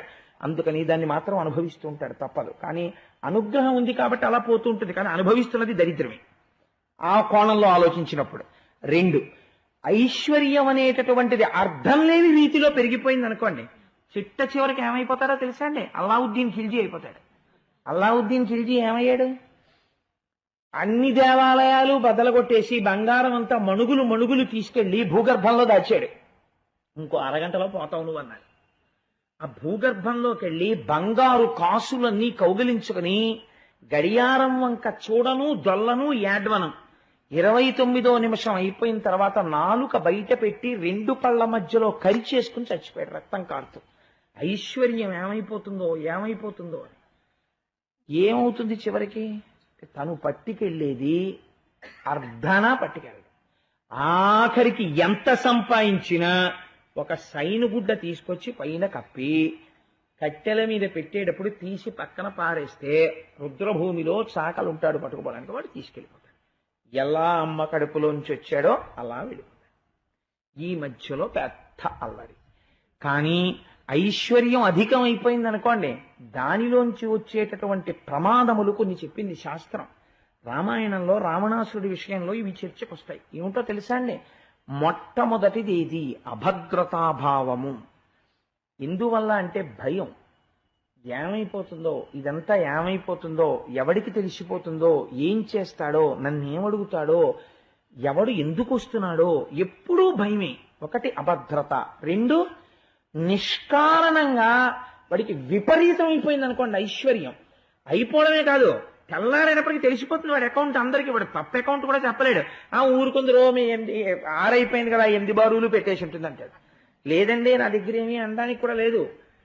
ఊరుకోండి 8 బారులు పెట్టేసి ఉంటుంది కదండి శమంతకమని, ఇంత మొక్క ఇవ్వడానికి పెద్ద మీకు ఇది అయిపోయిందిట అంటాడు. కాబట్టి ఏమైపోతుంది? లోక నిందకి గురైపోతాడు. రావణాసురుడు నిందపడ్డానికి అదో కారణం, అధిక ఐశ్వర్యం. ఇన్ని నువ్వు తట్టుకోలేవురా, రోజుకు 8 బారులు పెట్టేస్తాంది, అది నీకు ప్రమాదం తీసుకొస్తుంది. అంత ఐశ్వర్యంలో కొంత భాగం ఈశ్వరార్చన వైపుకి నడవలేదనుకోండి, ఇది బరువై పావై కూర్చుంటుంది ఇంట్లో. పగయగల్గనేమి పామున్న ఇంటిలో ఉన్నయట్లుగాక ఎట్టులుండు అంటాడు మహాభారతంలో నన్నయ్య గారు.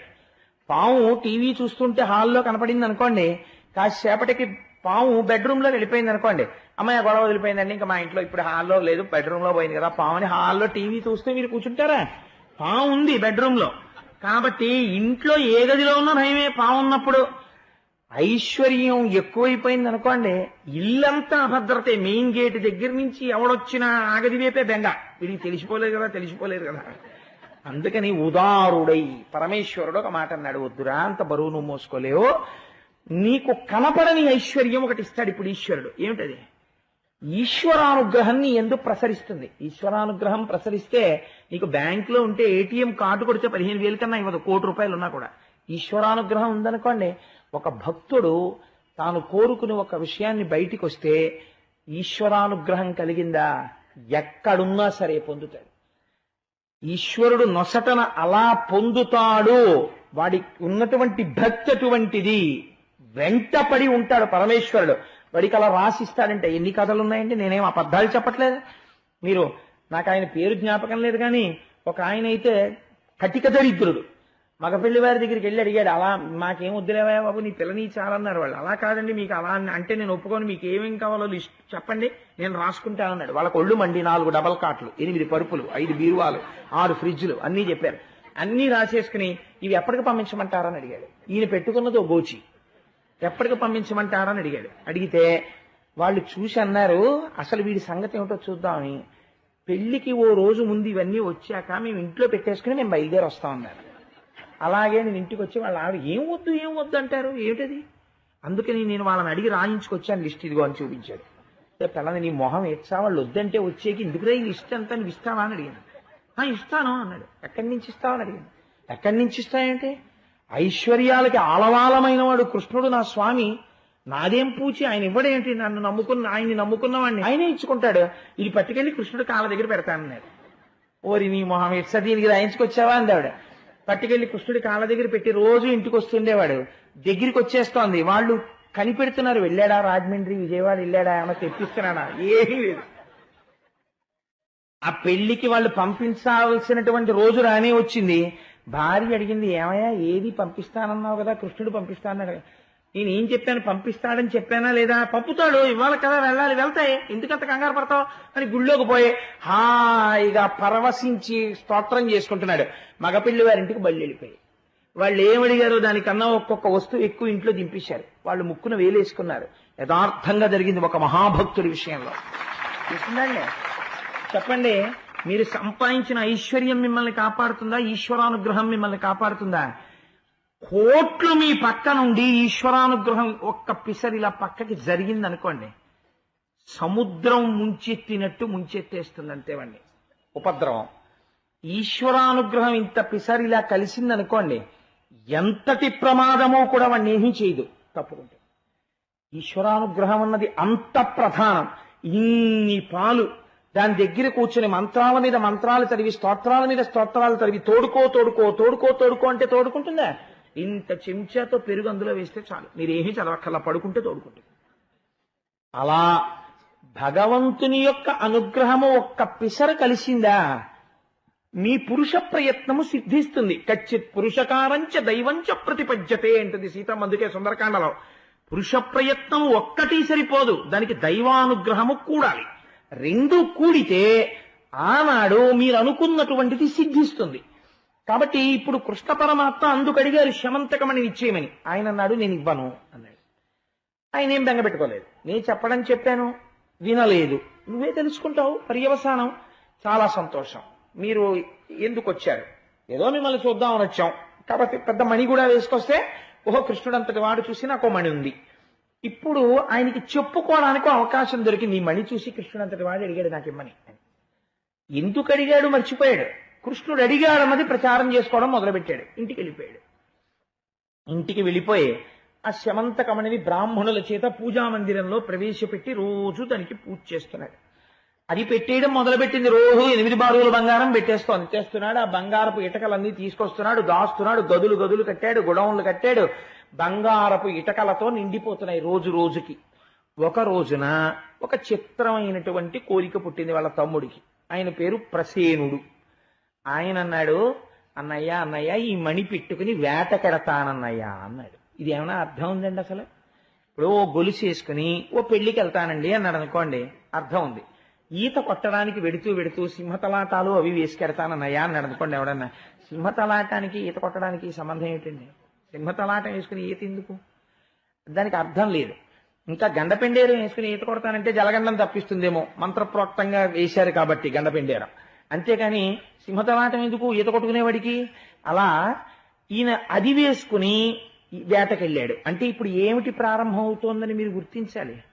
కృష్ణుడి మాట వినకపోవడం వలన ఉపద్రవము ప్రారంభమైనది. దేని నుండి ప్రారంభమైనది? దేని విషయమునందు తిరస్కరణ జరిగినదో దాని నుండే ప్రమాదము ప్రారంభమైనది. కాబట్టి ఎటువంటి వెర్రి కోరిక పుట్టింది? వేటకెడుతూ మెడలో వేసుకుంటాను. అన్నయ్య ఏమన్నాడు? అయ్యో అంతకన్నా తమ్ముడు వేసుకుని వెళ్ళు అన్నాడు. వాడు అది వేసుకుని వేటకు బయలుదేరితే అదరెడు వెట్క కంఠమున అమ్మని దాల్చి ప్రసేనుడు